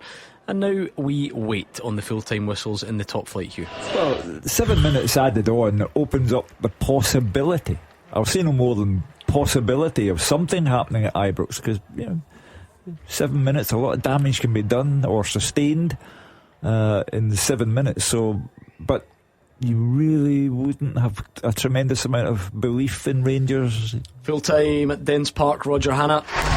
Full-time, Dundee 2, St Mirren 0. Dundee are now 8 points clear of St Johnstone in the fight for survival in the Premiership, and have almost certainly ended St Mirren's hopes of a third consecutive top 6 finish. Simon Murray yet again the key man for the D, scoring in both halves. He's now in 15 for the season in the Premiership, level with Dyes and Mydog Celtic. He's got 7 in the last 6 league games, and if Tony Docherty can lead Dundee to safety, no one will have played a bigger role in this survival act than the flame-haired striker. It took him less than 90 seconds to put Dundee ahead. Jordan McGee making progress down the right hand side. He fed the ball into the box. Sean Adewumi redirected it into the path of Murray, and he guided a low shot across St Mirren goalkeeper Zach Hemming and inside the far post. St Mirren were decent either side of half time. They threw on to Usu Olasanya, their own top scorer, at half time for Roland Idowu. They created all sorts of pressure in Trevor Carson's goal early in the second half, but just when you sensed there might be an equaliser coming, there was defensive disaster for St Mirren. The ball rolled back to goalkeeper Hemming on the right hand side of his box. He tried to boom it up the field. All he succeeded in doing was hitting Murray flush in the face with it. The ball dropped invitingly for the top scorer, and he kept his cool to roll it past a backtracking Hemming and into the net from fully 30 yards. St Mirren never really recovered from that setback. Richard Taylor in the header. They came off Carson's crossbar near the end, but Dundee always carried the threat in the break as well. And Murray, deep 5 minutes into stoppage time, when he was replaced by Ethan Ingram, got a standing ovation from 6,500 Dundee fans. He's the man who could keep them in the top flight. He's the on-fire front man in the league right now. Dundee 2, St Mirren 0. St Mirren fans, how disappointing is that? It looks like the top 6 hope is over. How frustrating, given how impressive you were last week and how optimism had no doubt risen. Give us a call right now, please. What about Aberdeen's trip to Ross County, Dave Galloway? It finished Ross County 0, Aberdeen 1. Ross County started on the front foot, knocking the ball about well. White had a chance from Brown's free kick, but headed straight at Doohan. Aberdeen responded with Clarkson finding Nisbet, whose effort from a tight angle was saved. Keskinen hit a lovely through ball to put Morris in, but as he ran through, Misa was really smartly off his line to block. However, Morris scored a superb solo goal to put the visitors ahead on 33 minutes. Great run down the right, what a turn of pace from him. Then he cut inside and smashed the shot in off the underside of the bar. Nisbet had a decent chance just after that, but drove wide from inside the box. The Staggies looked lively from the start of the second half. Randall's low drive turned round the post by Doohan. There was a bizarre moment when Shinnie ran into the ref whilst trying to get on the end of Palaversa's corner kick from the right, and from that County got a free kick. Aberdeen passed up a good chance to double their lead when Ockel put a ball nicely into the box, but Guy in front of goal in a good position, he just couldn't capitalise and the chance was gone. Clarkson cleverly created space for himself about 25 yards out. His shot wasn't too far over. Ross County though had a good share of possession as well without creating too much, which must have been a source of frustration for them against a well organised visiting team. But in added time, Doohan made a really good, a really vital save to deny Hale and seal all 3 points. Far from a vintage performance by the Dons, but a crucial victory for them as they keep up the chase for third place. However, it's looking very interesting, isn't it? Towards the bottom of the league. Here in Dingwall, it's finished Ross County 0, Aberdeen 1. And we wait. Will this be the other disappointing? There's a big result, coming in the Championship. Dunfermline 0, Hamilton Accies 1. That's finished. That's a massive result. Gordon, is this the other disappointing thing for Rangers, that even if you're going to lose, there's not even really an element of, kitchen sink about this, which surely that's like the least you would expect at Ibrox? Yeah, I think even when at half time, I think the Rangers fans, we heard Andrew talking about they weren't, as noisy as they normally are if Rangers are getting beat, because they've seen this movie before under Barry Ferguson and his staff. They've been 2 down, they've been 2 down to Dundee, so I think they were sitting there thinking, right, it'll be the same story, we'll come back, we'll win the game, we'll be disappointed at losing a goal. But I keep saying it, you're playing against a different team. Look, I think that's a big blow. I think Rangers are gradually starting to get back. Barry had them on that bounce. You know what like is, and a manager comes in, you get a couple of good results, character, there's a bit of bounce, but now the bubble's starting to burst again. And full-time Ibrox, here's Andrew McLean. Rangers 0, Hibs 2, the full-time score at Ibrox. A 5th consecutive Ibrox defeat for Rangers, 3 of those under Barry Ferguson. Another 2 goals conceded, and a first league win for Hibs over Rangers for 7 years. Really no fans left in Ibrox at all at this point. The few that remained did boo at the full-time whistle. Big celebrations from the Hibs supporters. Every single one of them are still in the ground. The opening goal in this game came just 9 minutes in. Big question marks over Jack Butland again on his 100th Rangers appearance. A long throw was headed to the edge of the box for Dylan Levitt. A nice strike from him, low and hard, but Butland looked as if he really should have had it covered, but it squirmed underneath him and gave Hibs an early lead. Rangers then created a few decent chances before the break. All of them fell to Cyril Dessers. One of them he just took too long over to get the shot away. Another was saved by Jordan Smith. 2 after that he blazed wide and over, much to the frustration of the home crowd, some making their feelings known at the break. No changes made at the break though by Barry Ferguson. Not a whole lot changed in terms of the complexion of the game either. Rangers not cutting Hibs apart. Hibs just happy at that point to get forward when they could. Substitutions were eventually made. Nadeem Bayrami was one that came on and he almost equalised for the hosts, but saw his effort cannon off the Hibs bar. but that was really all Rangers created in the second half before they were punished at the other end. Jordan Abita in the left back area of the pitch, just with a long ball up the park. Martin Boyle was almost surprised at the space he had to run in on goal, one-on-one with Jack Butland from around the halfway line where he started his run. He scored. The flag immediately went up for offside, but a VAR check found that Boyle was in fact onside. Kevin Clancy signalling, and the Hibs player sprinted over to the away support to celebrate. It is a huge win for Hibs, who are 16 unbeaten in the Premiership and stay ahead of Aberdeen in third. They're sharing that moment over in the away corner. The Rangers players crestfallen. They've made their way over to where the Union Bears are. They've stayed in, not happy at all. Pretty emotionless, that part of the Rangers support. The Rangers players going over very briefly, now turning, making their way to the tunnel with their heads facing the pitch. A pretty damning defeat for Barry Ferguson and his staff ahead of another big European week. It's Athletic Bilbao here on Thursday. The full-time score today though, Rangers 0, Hibs 2. What did you make of that, Rangers fans? Call us right now please, 01419511025. Where did it go wrong? What about the players' individual performances, the tactics, the bigger picture then? How does this all reflect on that group, on Barry Ferguson perhaps, as he tries to get the job full time? Give us a call right now please, we'd love to hear from you. What about Rugby Park, Fraser? Kilmarnock 2, Motherwell 0, a comfortable win for Kilmarnock, thoroughly deserved against a lacklustre Motherwell side who, to be fair, played for more than 65 minutes with 10 men, but they didn't threaten O'Hara's goal at all. Not one real shot on target in the 90 minutes. Goals in either half, one by Fraser Murray in the first and Joe Wright in the second. The difference, first half a few chances, saw Kelly ahead at the interval, 22 minutes. Rory McKenzie set up Bobby Wales, really good side foot effort by the young striker. Balcombe got a touch, hit the post. Casey cleared it, but Kelly kept it alive. Another low cross in. Balcombe again got a touch. This time it fell nicely to Fraser Murray, who finished easily from 8 yards out. 2 minutes later, real blow for Motherwell, down to 10 men. Balmer in the middle of the park challenged Bobby Wales. He cleared the ball, but perhaps on the follow through, but they're both standing on their feet. It didn't look much in it to me, but VAR Andrew Dallas sent Matthew McDermott to the monitor.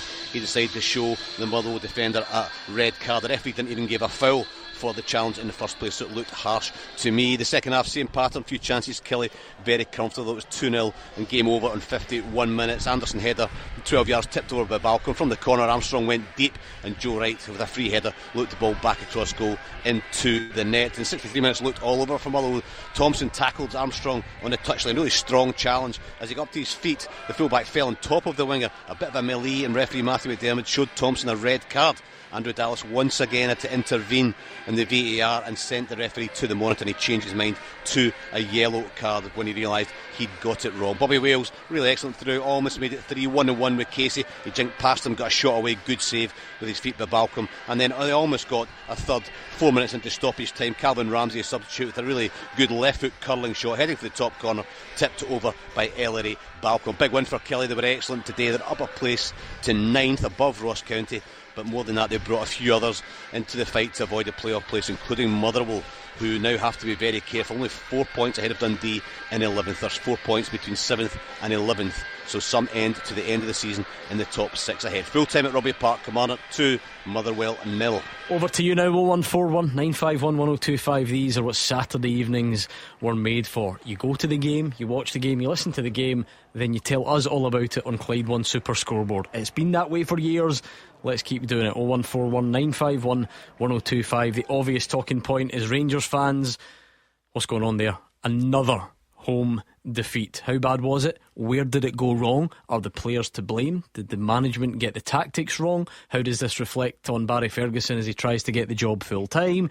And so on and so on. Give us a call right now please, 01419511025, and we'll speak to you next. After the action, it's your reaction. 0141 951 1025. Clyde One Super Scoreboard's open line. Hugh Keevins, Ross McCormack and Gordon Dalziel are here. Give us a call right now. What did you witness today? What did you make of it?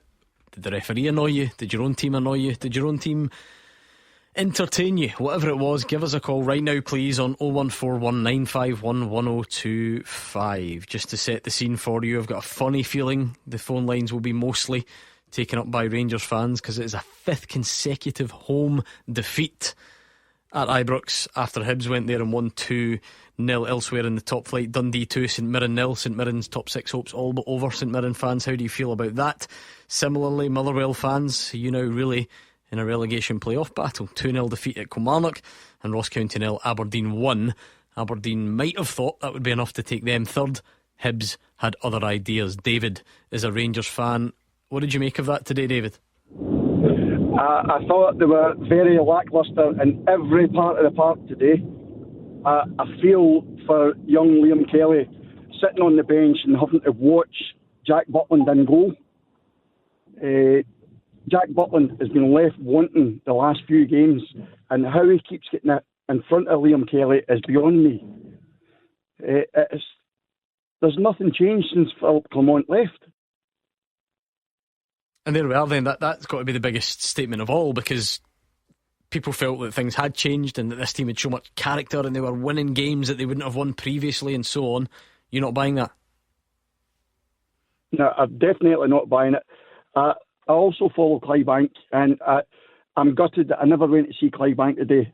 I went to see Rangers just to follow my first team, but Clydebank won the West of Scotland Championship. I'm gutted I never went to see that. I left after Martin Boyle scored the second goal. Yeah, well done to Clydebank. We did reference it earlier, but don't mind it. Again, near neighbours of us, and congratulations to them. But here's quite a damning statement from David on the line about Rangers. Yeah, it's a bad day for Barry Ferguson. Neil McCann during the week did Rangers press and said, yes, Barry's ready for the job, we're ready to go with him, and then they go out and produce a display such as the one they delivered today. The body of work, and I keep repeating the phrase, the body of work since they took over is far too erratic, and they have a dodgy goalkeeper. David is quite right. I posed the question earlier on when we saw just how bad Jack Butland was at the opening goal from Dylan Levitt. There are serious questions to be asked about whether you play him against Athletic Bilbao, or do you, because if you keep on playing a goalkeeper who keeps on throwing them in, then that reflects badly on you, because you picked them. So that's another thing that Barry Ferguson has to be careful about. But Thursday is now of critical importance for Barry Ferguson.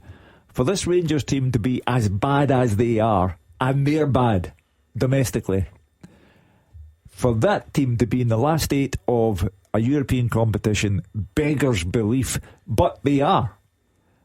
And Thursday is monumental, but today, for me, throws huge question marks against the possibility of Barry Ferguson becoming Rangers manager. They've got an Achilles heel at Ibrox just now for some reason. You look at the last 5 games, they've lost something in the region of 9 goals and they've only scored 1. That's not acceptable. They get through the European game with penalty kicks, and listen, it doesn't matter how you get there. But if I was Barry Ferguson, they've been not lucky, showed great character away from home, but you can't keep giving yourself that mountain to climb. You've got to make sure defensively you're solid to go and win games. You see Hibs' second goal tonight, this afternoon, sorry. If you're Barry Ferguson, I don't care who the best coach in the world is. That's schoolboy defending, terrible defending from Rangers. But right now, for some reason, and I don't know what it is, their Achilles heel is Ibrox. I mean, David, 5 in a row at Ibrox. I mean, Barry Ferguson wasn't in charge for all of them, but how do you sum that up? I'm in total shock with it. I've followed Rangers all my life and I've never heard of it. I mean, even 2 or 3, but to get 5, there's something got to change. I hope the 49ers are coming in with a blank checkbook, honestly, because something has got to give at Ibrox. We've blamed Clement, we've blamed the board, we've blamed the players on the park. Now, some of the players are on 35 grand a week. I don't even earn 35 grand a year. And to pay my money to go and watch that, I'm not feeling entertained. And lo and behold, I was stupid enough to go today and pay my full season ticket money for next season.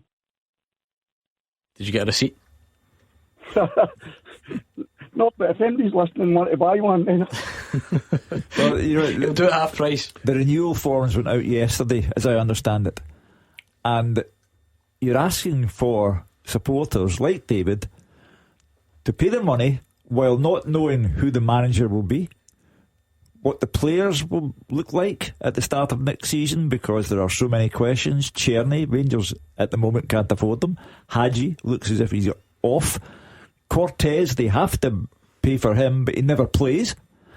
There are so many things, and you're asking fans to take a leap of faith and pay hundreds of pounds for a season ticket, and you have no idea what the place will look like. That situation is not helped by results like today's, and by that history making, in a negative sense, history making 5 defeats in a row at Ibrox. It had never ever happened. It has now. Let's bring in, well, thank David for his time. Congratulations on the Clydebank link though, David. William's a Rangers fan on the other line. Sum up your feelings tonight, William.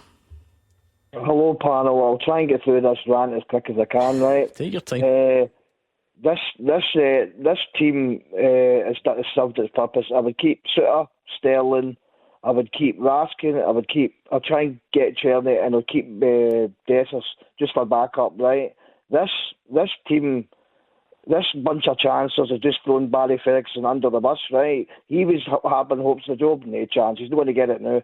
As you probably agree with here, I started supporting Rangers, right, in 1981, and but that period of 5 years, as soon as came in, we were really, really bad. We were finishing 4th, 5th.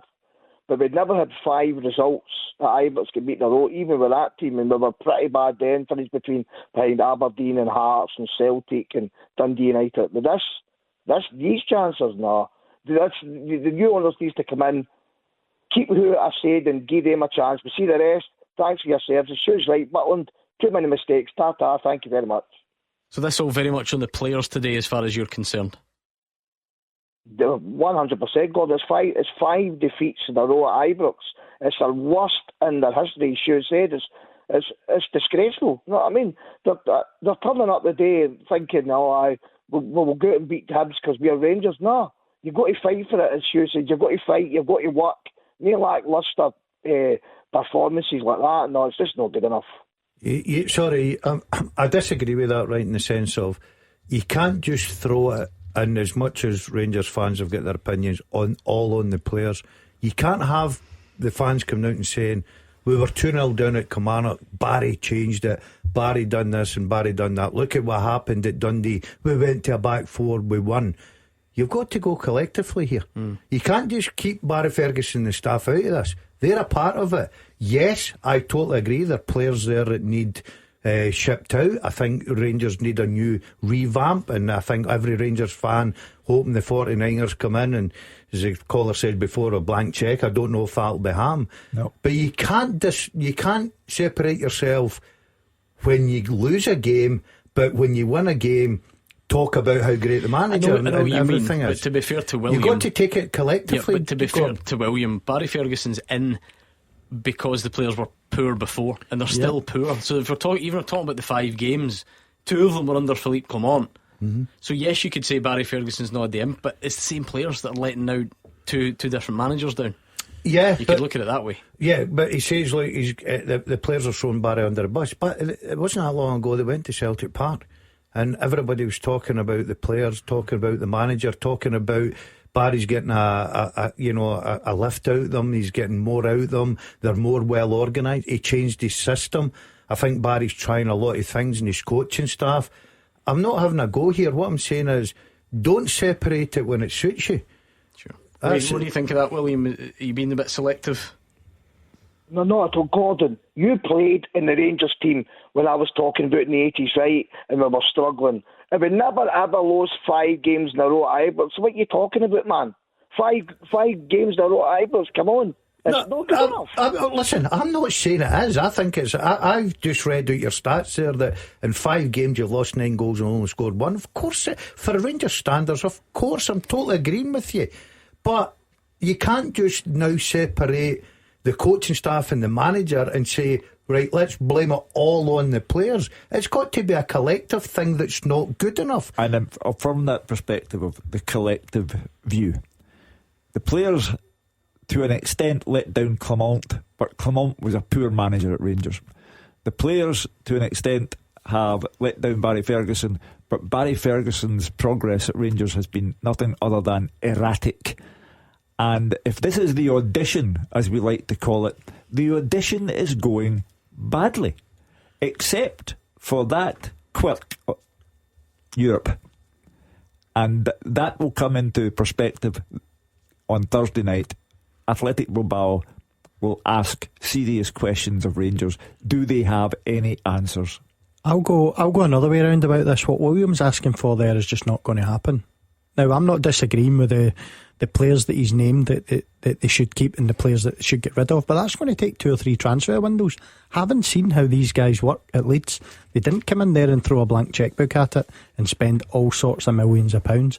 To get these players out of Ibrox, they're on big contracts, they've got a little bit of time left on it, they're going to have to pay them up. That's going to mean millions out, as well as, like you say, if they're going to go and sign Czerny and they have to sign Cortez, you could be looking at 25-30 million pounds by the time they buy another couple of players as well. So that just ain't going to happen. So unfortunately, it might just get a little bit worse before it gets a little bit better. What about Jack Butland, William?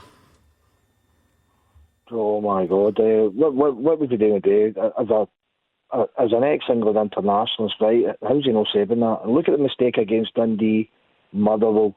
He's making the hard look ridiculous. He's making the easy look unbelievably poor, in my opinion. You know what I mean? It's terrible. Well, thank you to William. It's 0141 951 1025. If you want to add your thoughts, please do, and we'll speak to you next. 0141 951 1025. Clyde One Super Scoreboard's open line. You should be out and about, coming out of the stadiums now, back in the car, the train, supporters, bus, whatever it is. Give us a call. What was your game like today? The results, the performances, the talking points, the controversies, whatever you want to share with us, do it right now, please. 0141 951 1025. We'll hear from the managers as well. Very interested to hear what Barry Ferguson has to say. We can look ahead to tomorrow as well, Celtic fans. What are you thinking there? Because as a result of Rangers today, you can now win the league next weekend. If you win tomorrow and win next weekend, that would be that. So give us a shout. Look ahead to tomorrow by all means. It was another big day up and down the table. Drama everywhere, and none more so than Ibrox. So I've got a funny feeling we'll keep going on that theme. Even the Hibs fans, Gordon, because it's the same old way. It'll get lost. It'll be what did Rangers do wrong, Rangers crisis, etc. But what a result. And not as if this is some sort of accident. 16 games unbeaten. 2 Edinburgh derbies. Celtic at home. Rangers at home. Rangers away. Tannadice. Pittodrie. You can barely do justice to how good a run that is. Oh, they must be feeling absolutely brilliant. We heard Fraser talking about last week a home game against St John's. They're over 17,000. They're buying into what Hibs are doing. And you look at this result today. If you're Rangers, of course it's disappointing. You're at Ibrox, you're Rangers, you're expected to win. But it's not one of these results that everybody sits up like a Queen's Park. Hibs have went there in the best form of their life. They're well organised. They got the perfect start when they were gifted a goal. Jack Butland puts one in the back of the net. They're well drilled. They've got a good young manager. He's building a great reputation in the game, and sometimes you've got to look at the opposition and say, well done to them, and Hibs fans and everybody concerned will enjoy their Saturday night. Very impressive from Hibs, Hugh. Let me put it into perspective for you. The last time Hibs had a run like this, I had yet to be born. Oh, how long ago do you think that was, Roscoe? 150 years ago. 1940s. Early in the 1940s, the last time that Hibs had a run of this size. And tremendous credit to David Gray, and on the collective theme, tremendous credit to players who were at one stage getting badly involved with the crowd at Easter Road, and there were one or two unsavoury moments. No one's like that now. Lewis is on the line. What did you make of it, Lewis? Pretty poor, mate, to be honest. There's nothing exciting about them. There's no changes. It's the same stuff every single week. It's embarrassing. It's beyond a joke now. Is this just a squad then that, you know, is just not good enough, and whether Barry Ferguson comes in and tries to turn things around or not, can this be polished anymore, or do you just have to grin and bear it and get through to next season? Well, it's been the same team for a good couple of years now. Obviously there's some additional players that have come in, but it's been the same results every single season. It's not changed.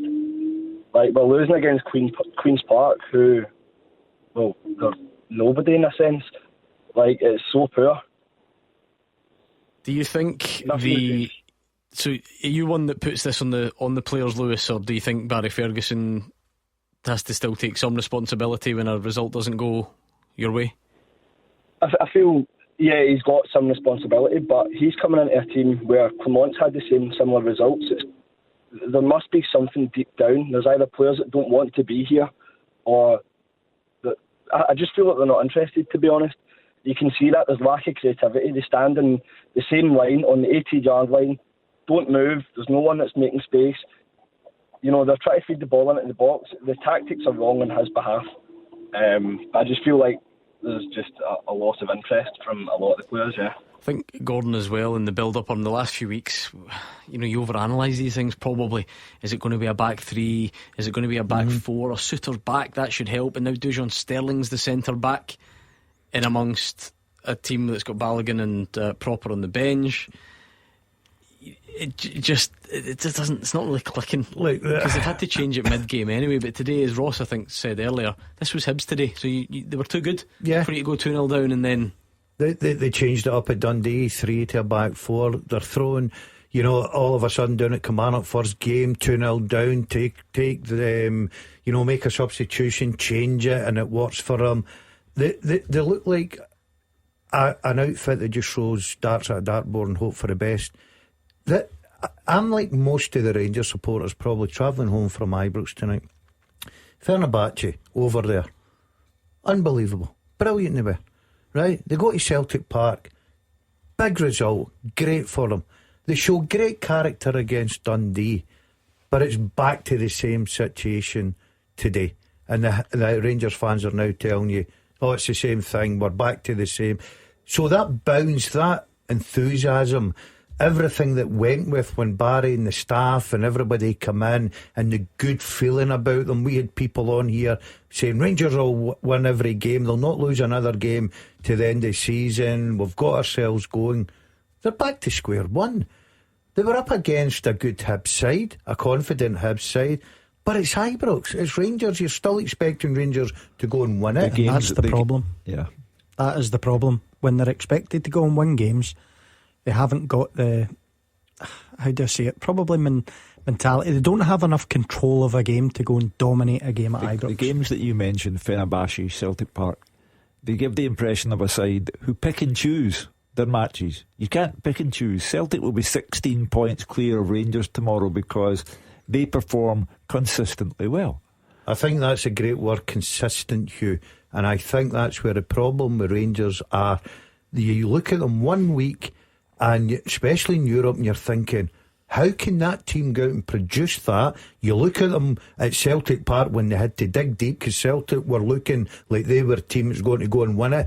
Igaman gets a great goal, they're celebrating, quite rightly so, but the consistency is absolutely killed them. How does this reflect on Barry Ferguson's chances for the job, Lewis?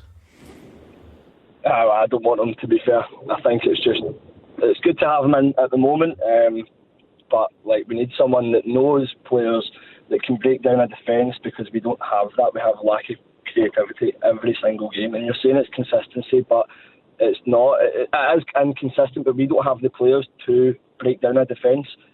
We don't. It's remarkable how much Rangers have to do. We'll see what happens against Athletic Bilbao. It doesn't seem great, but next season what Rangers have to do is Butland going to stay as goalkeeper. Are they willing to pay 6.5 million for Tierney? They have to pay 4.5 for Cortez, even though he never plays, because that's a contractual obligation. But the future of so many players is up in the air. Will Tavernier come back for another season? This, that and the other. And as Ross McCormack knows, 49ers Enterprises, Andrew Kavanagh, will not come in and throw money at it like emulsion getting thrown on a wall.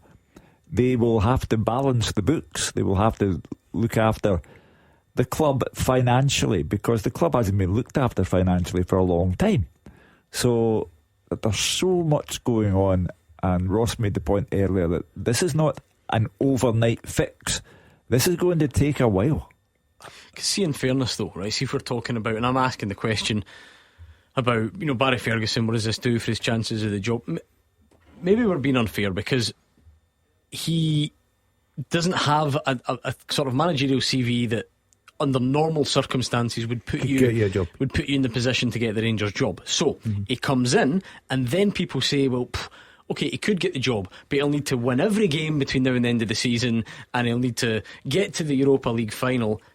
Is any manager doing that with this group of players? Absolutely. So it's all kind of stacked against them anyway then. Yeah, I feel sorry for Barry, but one thing I will congratulate him on, Rangers need somebody to go in that dugout and bring that club together, and he was a man, and he's achieved that. Because if that's any other normal Rangers manager today, you're hearing boos, you're hearing fans really upset.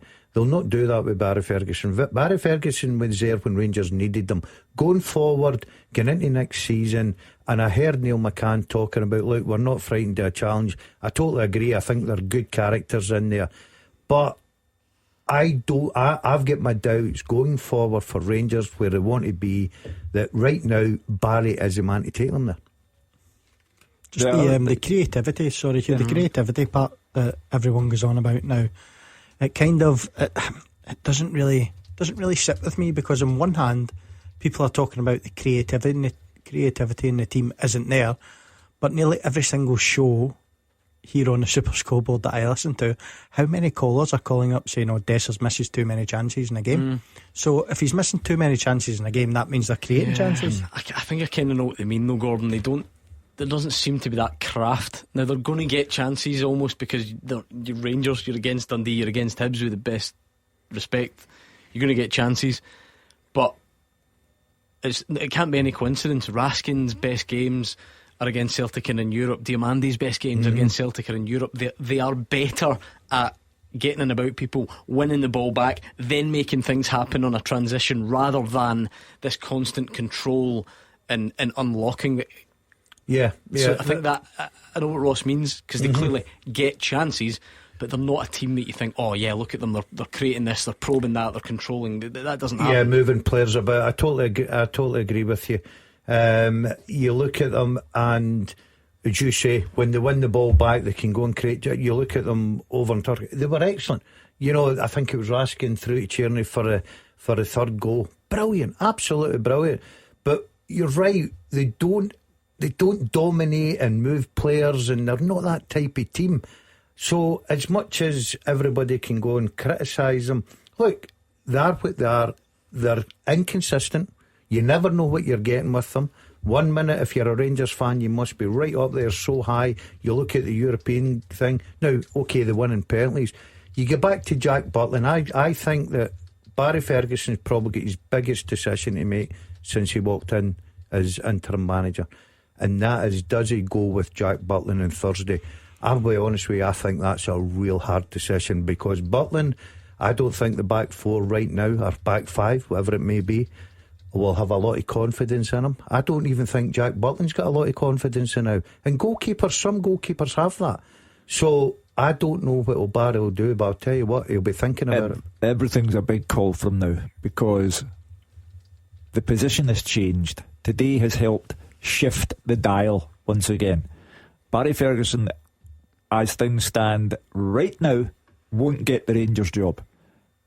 But if he picks the right team and knocks out Athletic Bilbao, he's back in the hunt. However, he's got to make the big calls, because his job depends on it. Let's thank Lewis and bring in Chris, who's a Motherwell fan. How are you feeling this afternoon, Chris? Hi guys, thanks very much for having us on. Pleasure. Really disappointed that my son and I, Adam, just come home from the game there.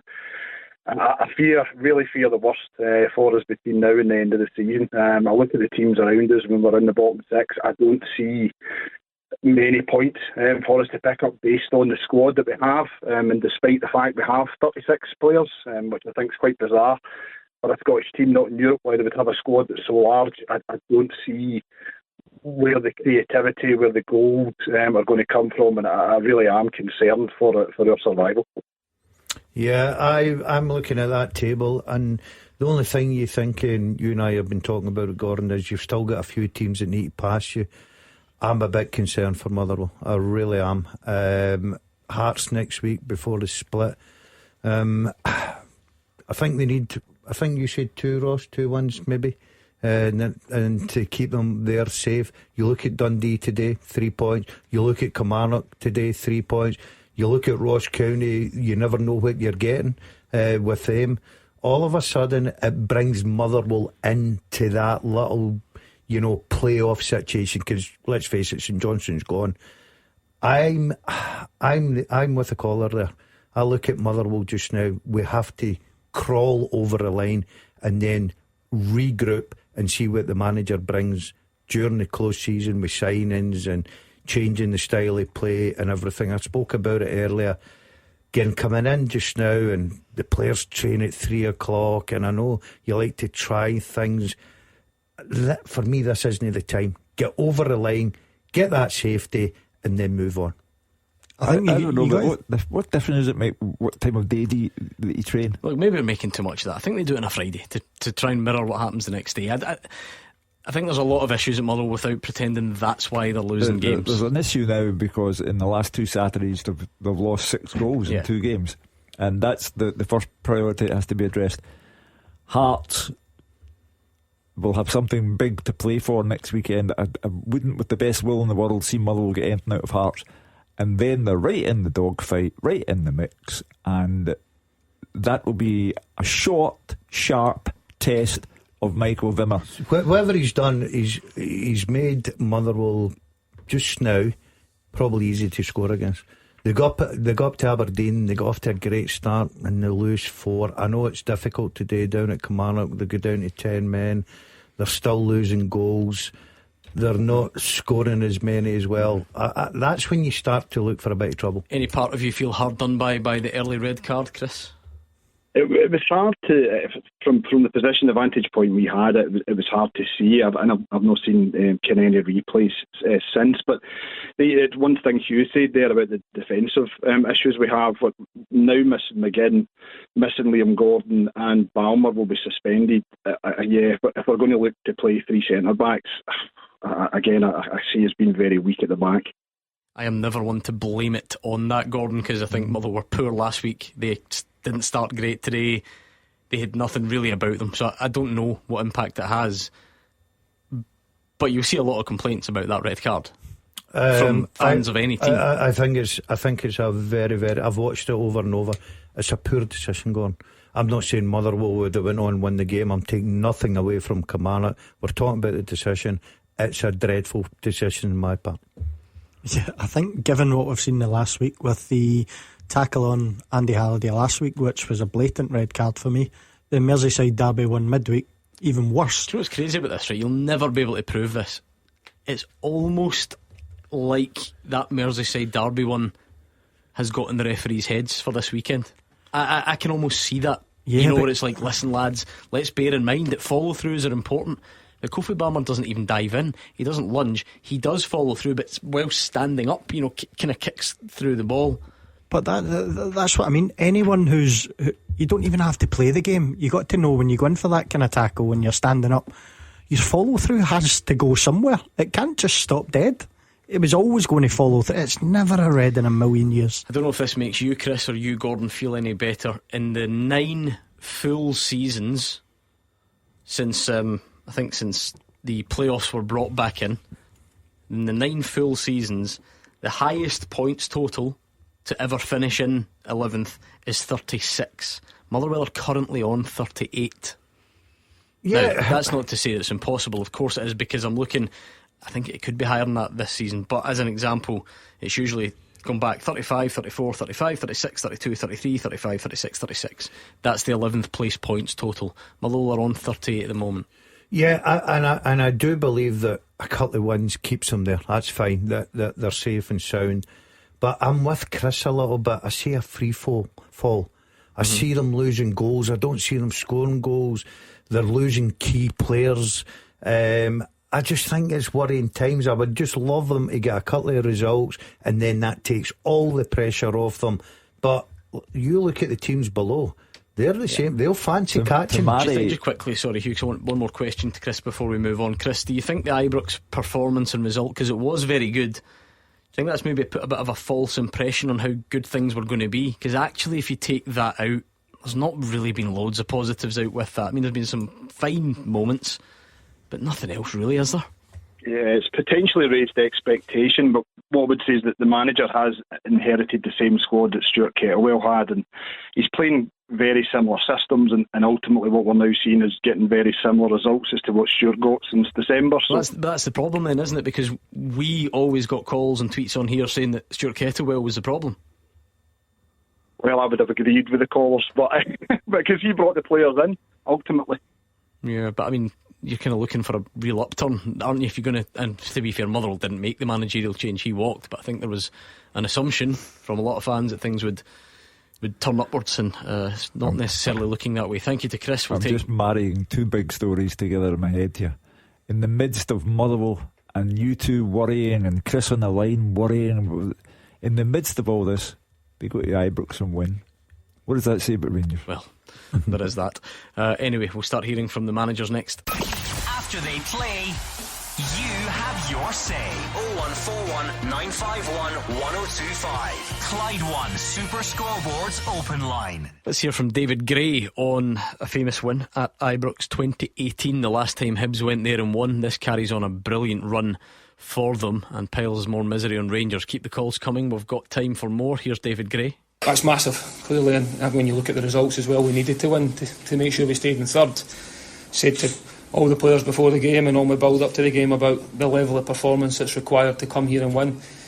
History tells you it's a real difficult place for a Hibs team to come. 2018 was the last time we came here and won in the league, so the level of performance required, I definitely got that for every player today, and I'm delighted for the players because they fully deserve it. 16 unbeaten in the league now, does that feel like one of the more significant ones out of that run? Yeah, I think it's, every time you come to the end of the game, every game seems to be the most important one, and it's going to be that way moving forward.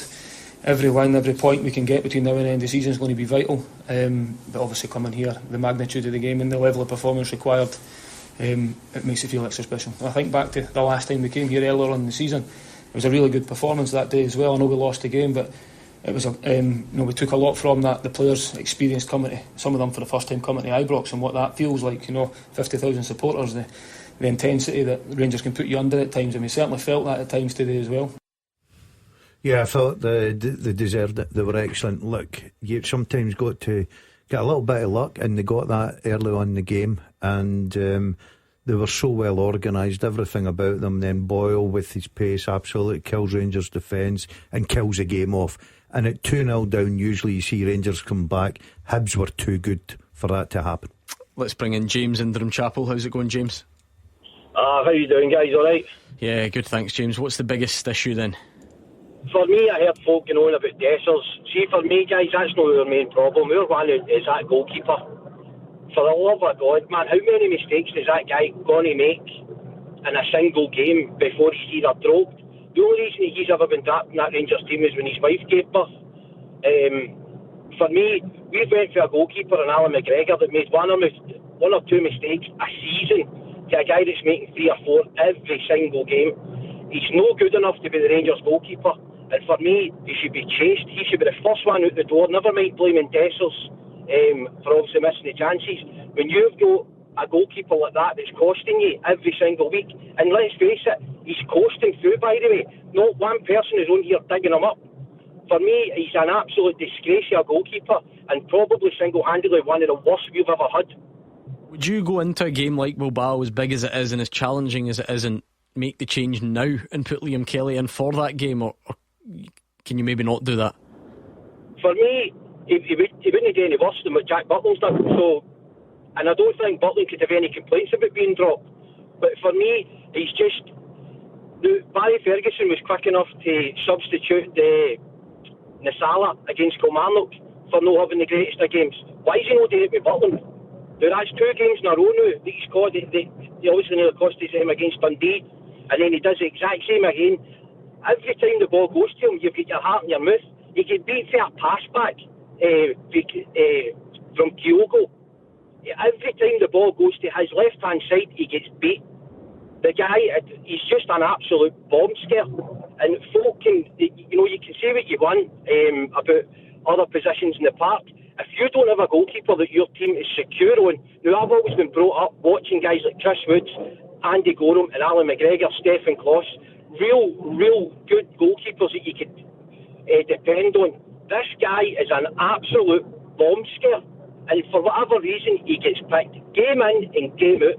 It's no good. Look, the league's done, so put Liam Kelly in and let's see what he can do. The folk will probably come on and say, oh, you can't make changes for Europe. See, European football, guys, I could not give a toss about European football. It is without doubt, I want the league back. But yet again, my club and whoever has been running it has run us into the ground, and now we're reading what's obviously been shown. It's just an absolute disgrace. Patrick Stewart and whoever else that's in charge of that club, I hope and pray that this takeover goes through, because see if it doesn't, we are going to play second fiddle to Celtic for the next 5, 6, 7, 8 years. They're going about 9 in a row. Guys, we'll be lucky, man, if we stop 12 or 13 in a row. What a call from James, a passion. He's barely stopped for breath but strung it all together and made a lot of sense there, Hugh. Let's deal with the goalkeeper first of all. I said as soon as he lost the goal, a question mark over his name for Bilbao, because not only does he make several mistakes, they are incredible mistakes. The goal he lost to Dundee last week was laughable for a man of his alleged reputation, and he's at it again today. So Bilbao is Barry Ferguson's last chance, because the performances in the league have not been anything like good enough. You can say, oh, they came back, but they have to come back so often you have to question everything about Barry Ferguson and what's going on. Bilbao's his last chance, and if you stick with Jack Butland, okay, it was your call. Whether it's right or wrong remains to be seen, but it's your call. And the number of times he gets a game, it reflects on Barry Ferguson, because he's the guy who keeps on picking him. But to pick on the last point that James made, he said he doesn't care about Europe. He wants domestic supremacy back.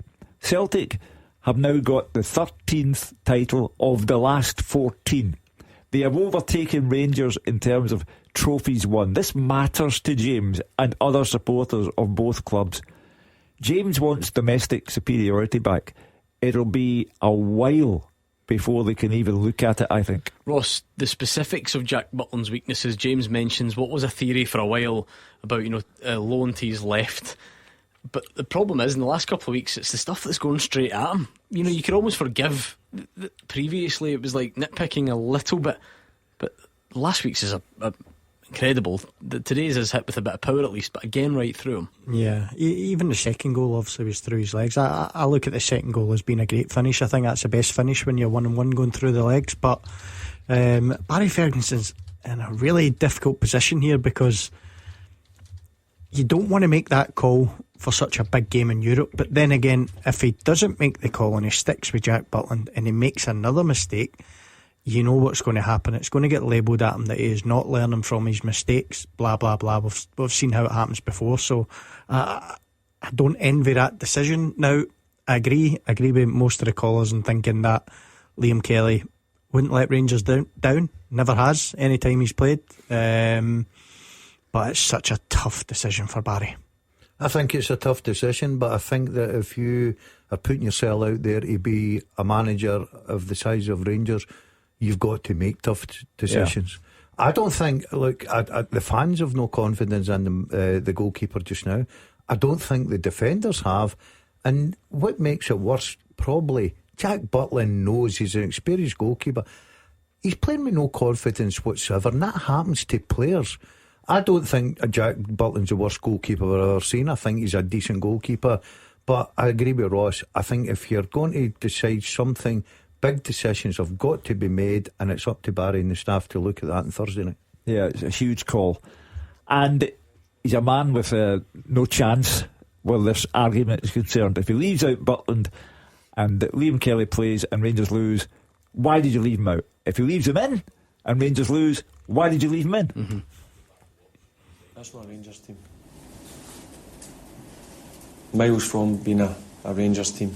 This is your bread and butter. And I've said it, I feel I'm repeating myself. European games, Celtic games, are the easiest games to get up for. These are the games that this group of players struggle with. And it was evident today. Yet we started good again. Another mistake. Go into our shells, feel sorry for each other. We come back out it after 10 minutes. Finish okay. Second half, I demand a lot more from them. It's about all I've got time for to squeeze in of Barry Ferguson, but my word, Hugh, I think he got his point across at the start. First point, he said, this is not a Rangers team. Well, I'm sorry, Barry, but you're in charge. And the last point he made about the changes, I made demands. He didn't listen to you. It's a good line though, that, Gordon. Never a Rangers team. Miles away from being a Rangers team. Listen, I don't mind honesty. Look, he knows what the standards are. The standards aren't there, and right now he's got to be part of that because he's interim manager. So it's okay taking the pats in the back when you're beating Celtic and your European form, okay, in the big games, but you've got to stand up and be counted with the players that it isn't good enough. OK, we'll leave it there. Thank you, Ross McCormack, Gordon Dalziel, Hugh Keevins, the top team round the grounds. But the biggest thanks does go to you. It was another busy and dramatic day across Scottish football.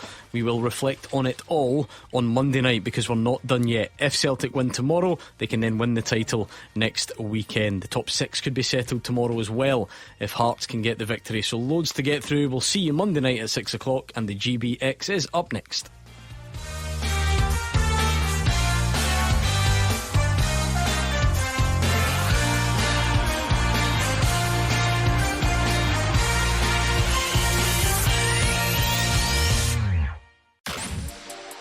The Clyde One Super Scoreboard Podcast with Trywire.com. Kick high prices to the curb. Drive away with huge savings.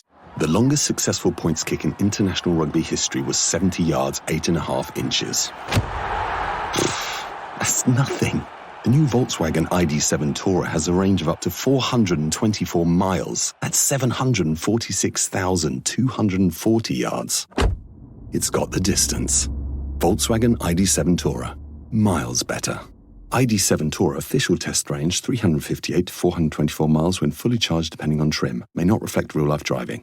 What's on TV? The answer is a lot. There's never been more choice over what to put on the box with an abundance of great new shows, but you can miss them all if you don't know where to look. And that's where the Pilot TV podcast comes in, your essential guide to every show that matters. Each week we sift through the very best in prestige TV to help you decide what's worth spending your time on and what isn't. So join me, James Dyer, as well as venerable TV critics Boyd Hilton and Kay Ribeiro, and let us help take the stress out of your downtime. The Pilot TV podcast, because you can't watch everything.